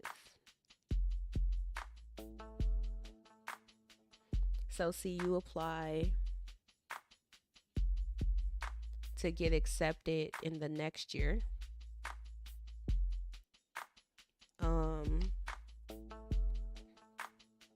I started this spreadsheet. I don't know if it's in my drive though,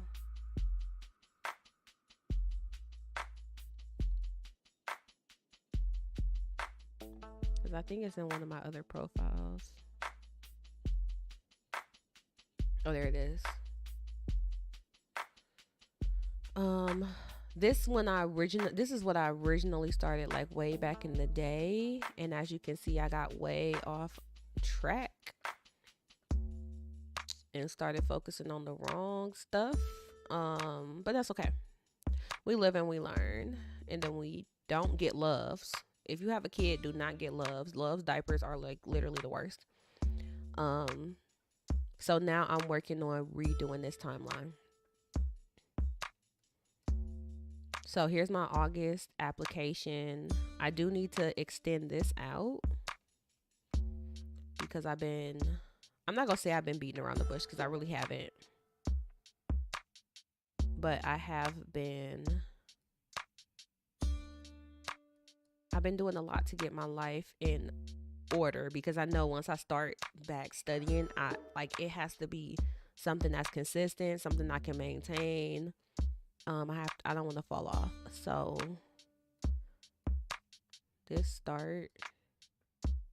put this around here.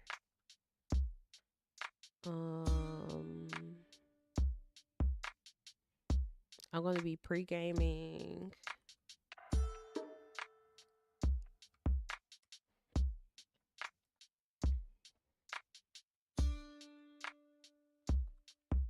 Pre-gaming is basically getting prereqs, prereq or transfer requirements done that I can do in advance.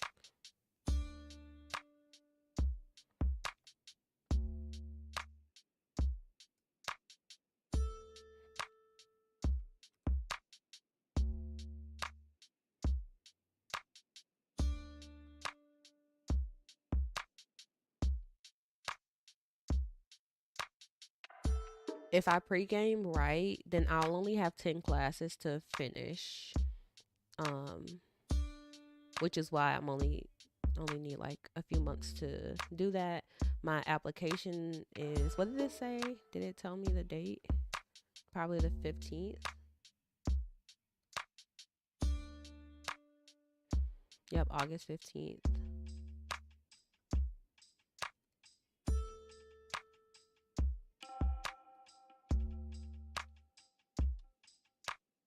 August 15th. So then, and this is 1, 2, 1. Is this including summers? I'm trying to figure out if this is including summers. This timeline might include summers.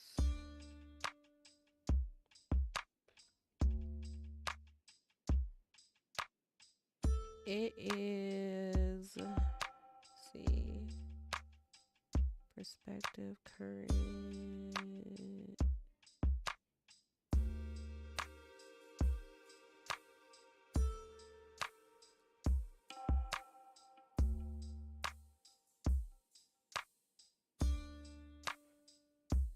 I'm gonna read this, but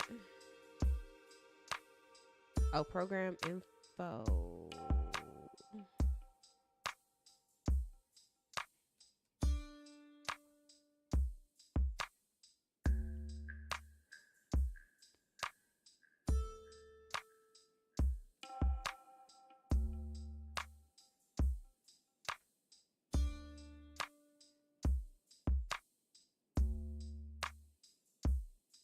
Just make sure you did get it so I can look, okay?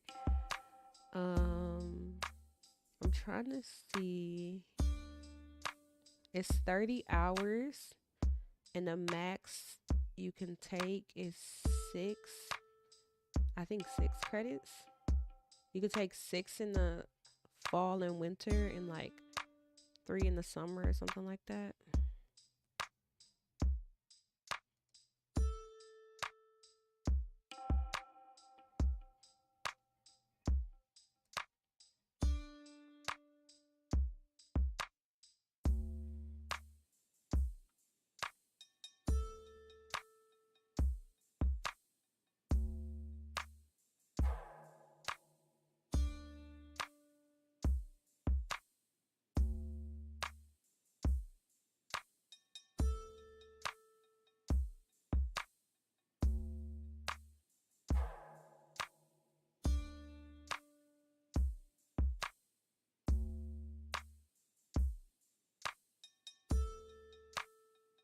I shall be co-working with you. Finish eating.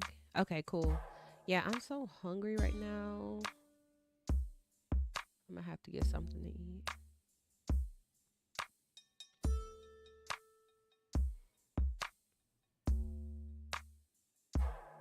I'm coming back because I know it's okay. You could talk about food.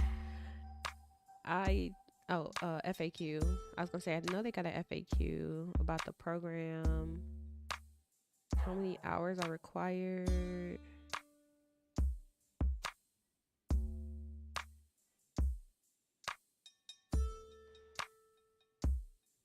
Therefore, someone taking 2 courses at 3 credits each can expect to spend roughly 18 hours per week on coursework.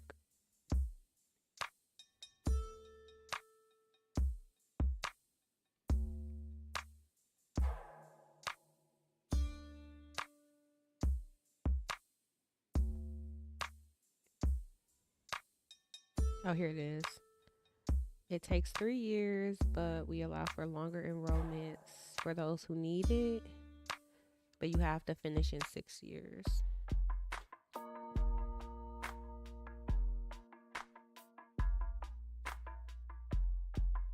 I know they had something about how many credits you can take. I think it's 6 credits in the. I think it's 6 credit max in the spring and fall, like I said.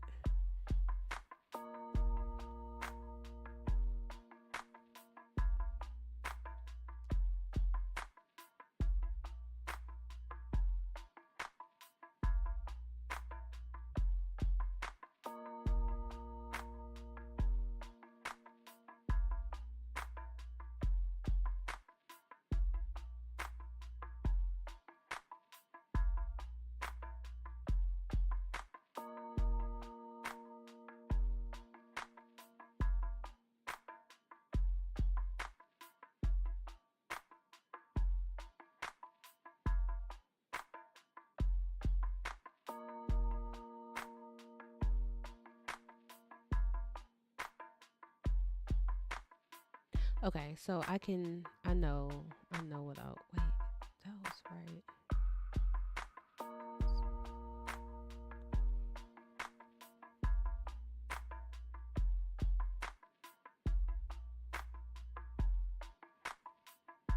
I think that's right. Dang, I know I put that information somewhere.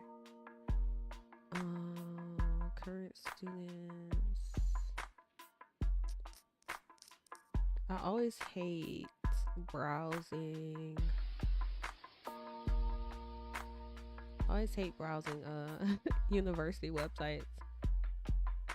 It's like the stuff that's supposed to be easy to find and co-located is always all over the place.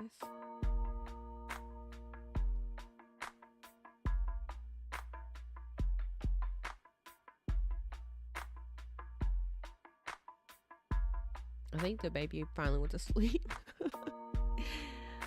I keep calling him a baby, but he's not really a baby anymore. Tuition. That's the same thing.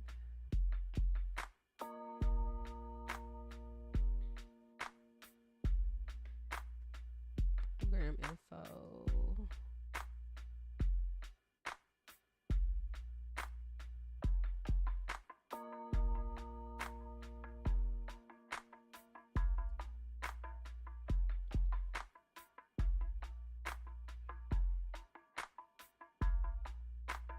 Degree requirements. And I'm back here. I think I'm gonna have to go in the handbook. Oh wait. No.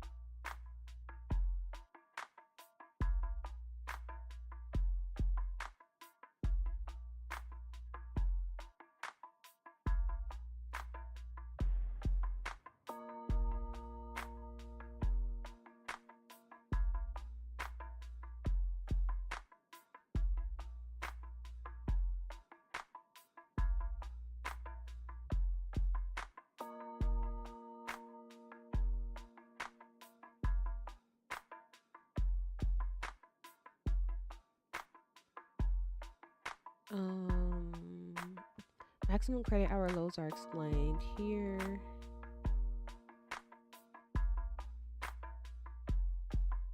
Any hours above these limits must get approved. This undergrad though. Oh God. I almost made it to the right spot. How did I get?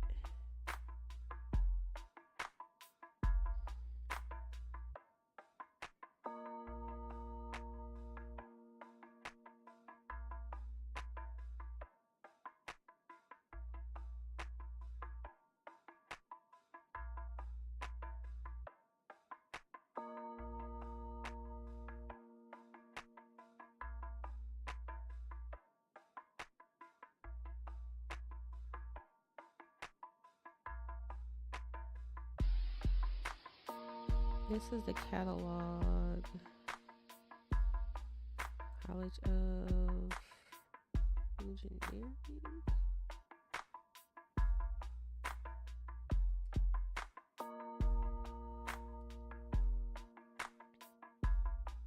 Oh, I'm confusing myself. Hold on. Science and engineering.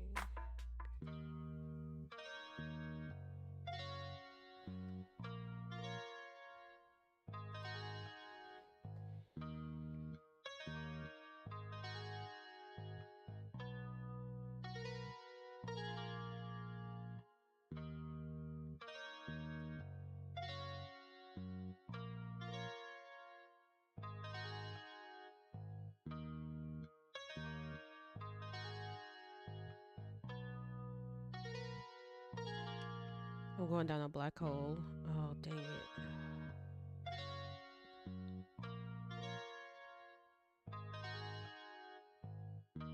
Wait, which one?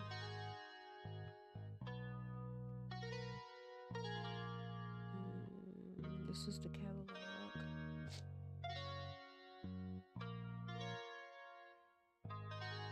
All right, am I in the right catalog now? Academics.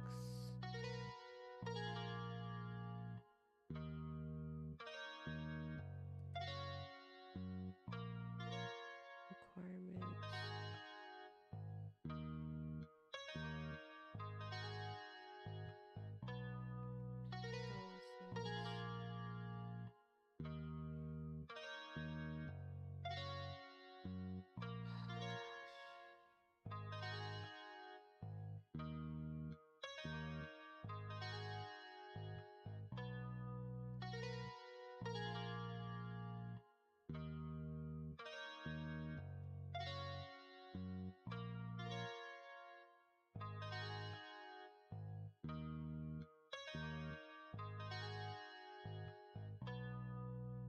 I can't believe that I can't find this.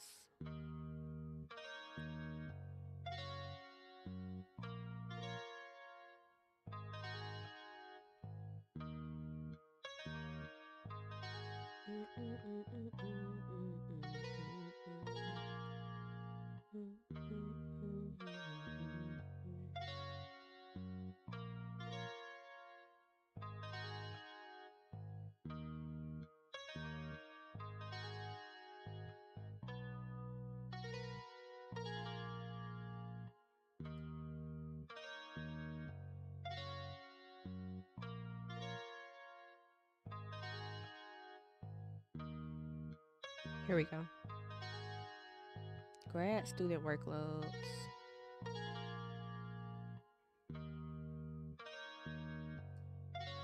This is not the grad workload.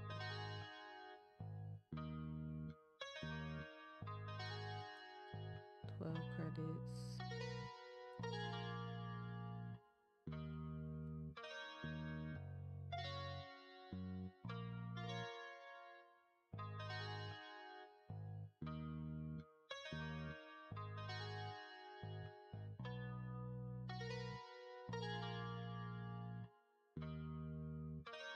I get, okay, maybe it is. I could have sworn.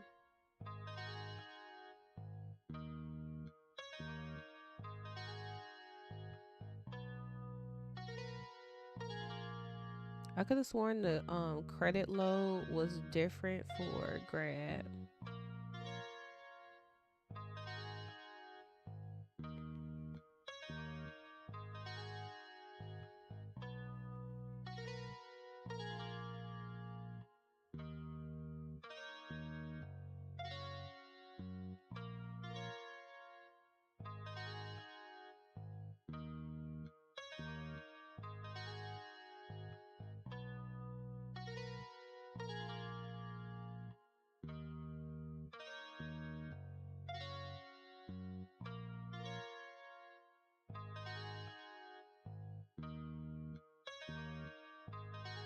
Wait, I'm gonna leave that one open for now.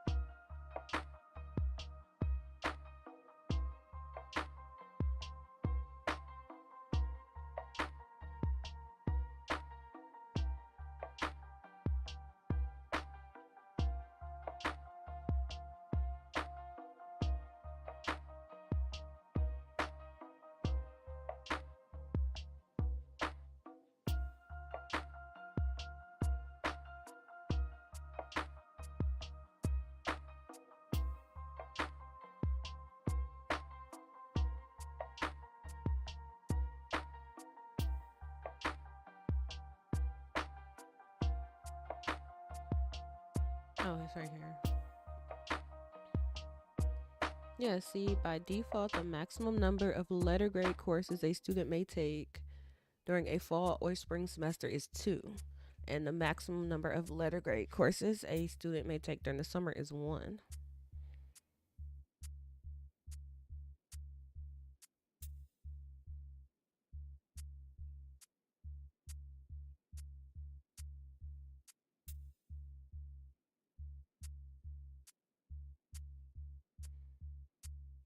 All right, so I knew I wasn't crazy.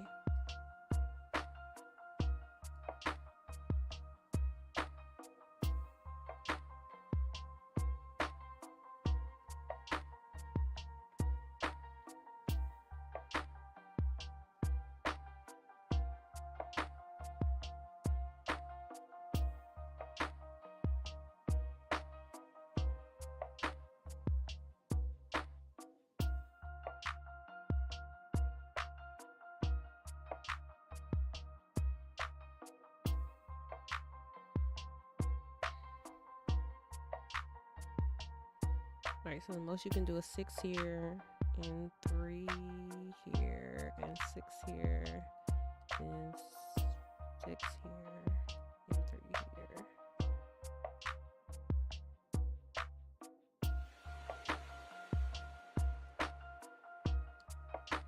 And 6 here. But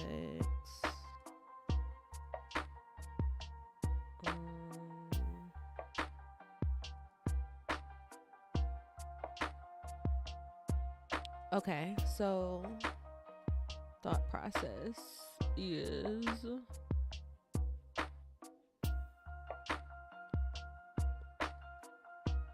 here's the application deadline.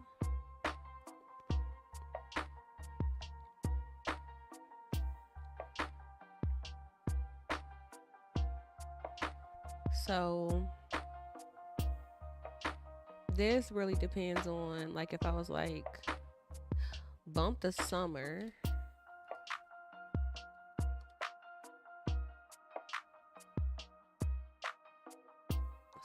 off, it wouldn't make a timeline difference.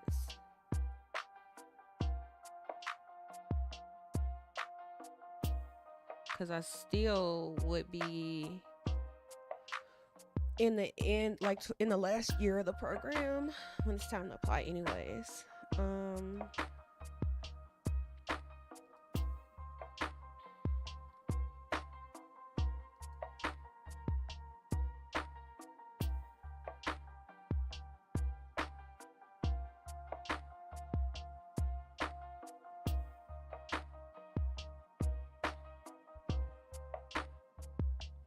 Oh, it's December 15th.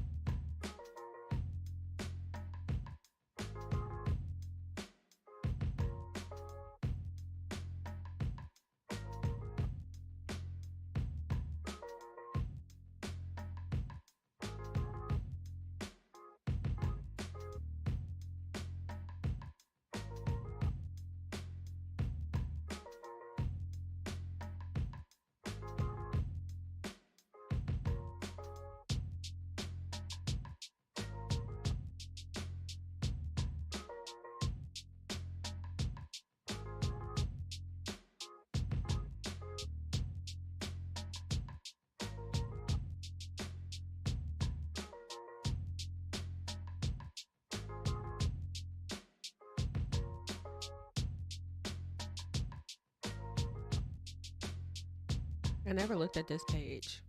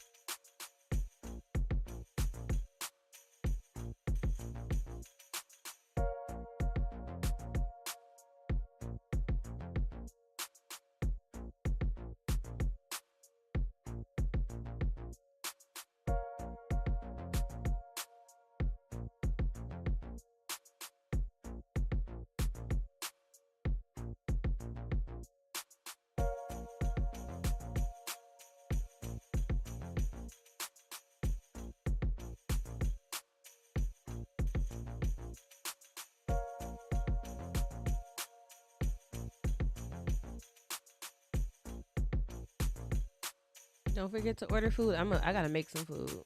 That's what I'm about to do though. I'm about to go eat because it's almost 5 o'clock. Oh boy. Um,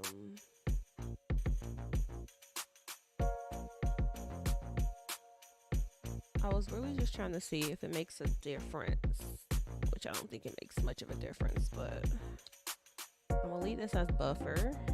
This is 3 and this is 3. Um,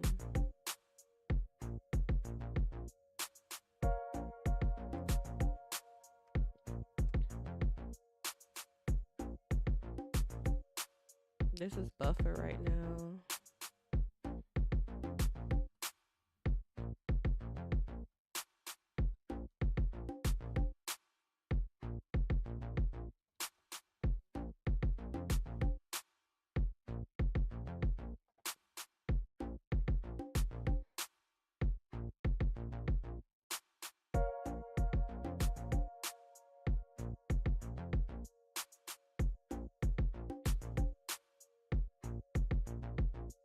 One, two, three, 4.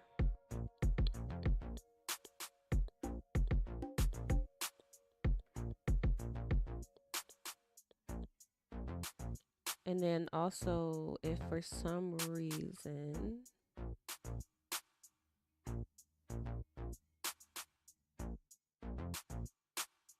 I didn't start until the fall,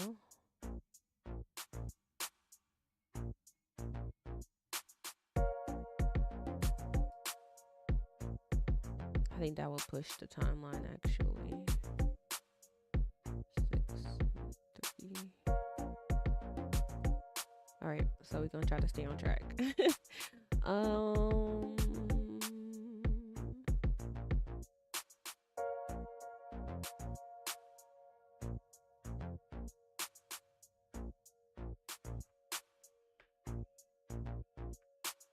that's a 1, 2, 3, 4.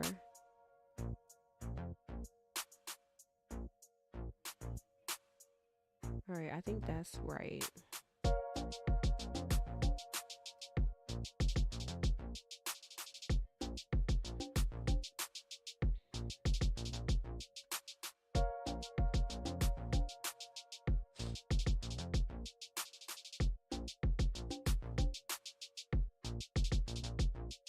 All right, so one thing I really got to start focusing on among like my actual coursework, I need those 3 recommendations. So that's important.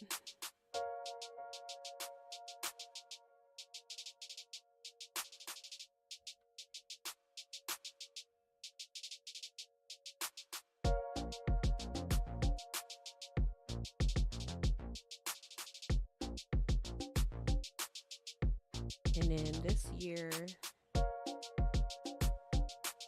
Justice will be 5. So this is the same year that he should go to kindergarten. Which is pretty much how I was expecting this to line up.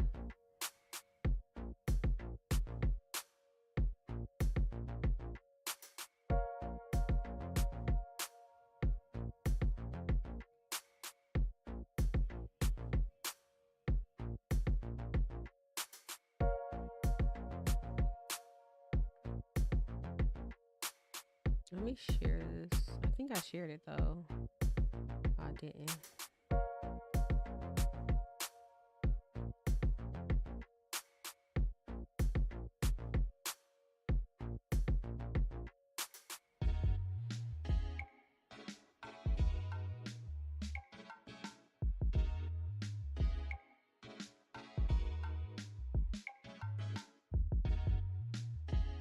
Putting all my information out there.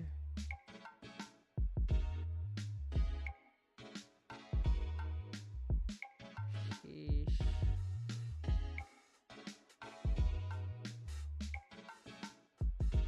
All right. Start this. All right, I got a little timeline. All right. It's okay. That lights a fire under me. A necessary one.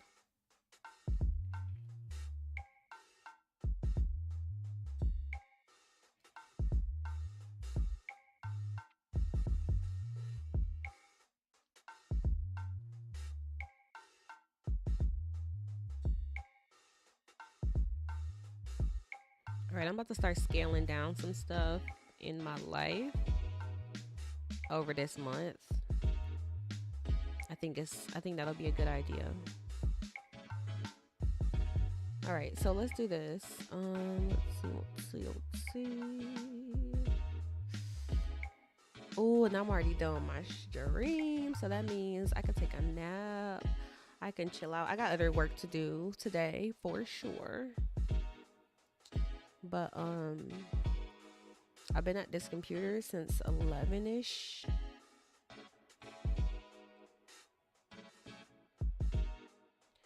So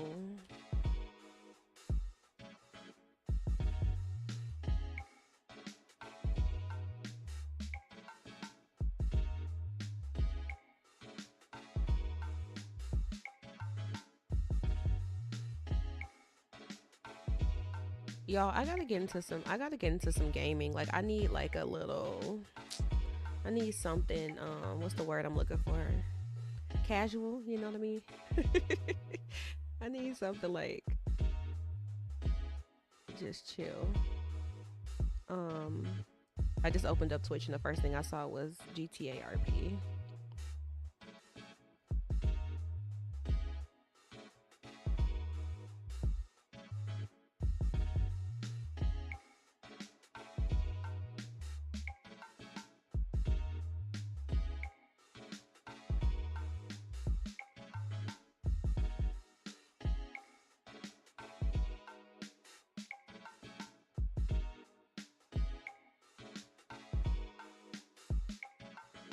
All right, let's do this. We're gonna go raid DB Rivera because the other night we raided her and I had a good time I actually sat back and read while I was over there. This is one of the books I'm reading right now. Try not to knock everything over. This is a book I'm reading right now. I have a couple books on my desk hiding back here that are up. But I picked this book up. I like John Maxwell. And I'm really trying to lean into more coaching and like development, helping people in a more strategic and intentional way.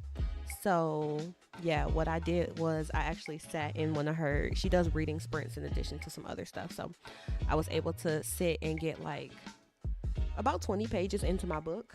So we're going to go over there, say hi to her, and hang out if you want to. But I think another good co-working stream would be a good move right now. So let's see, today is Monday.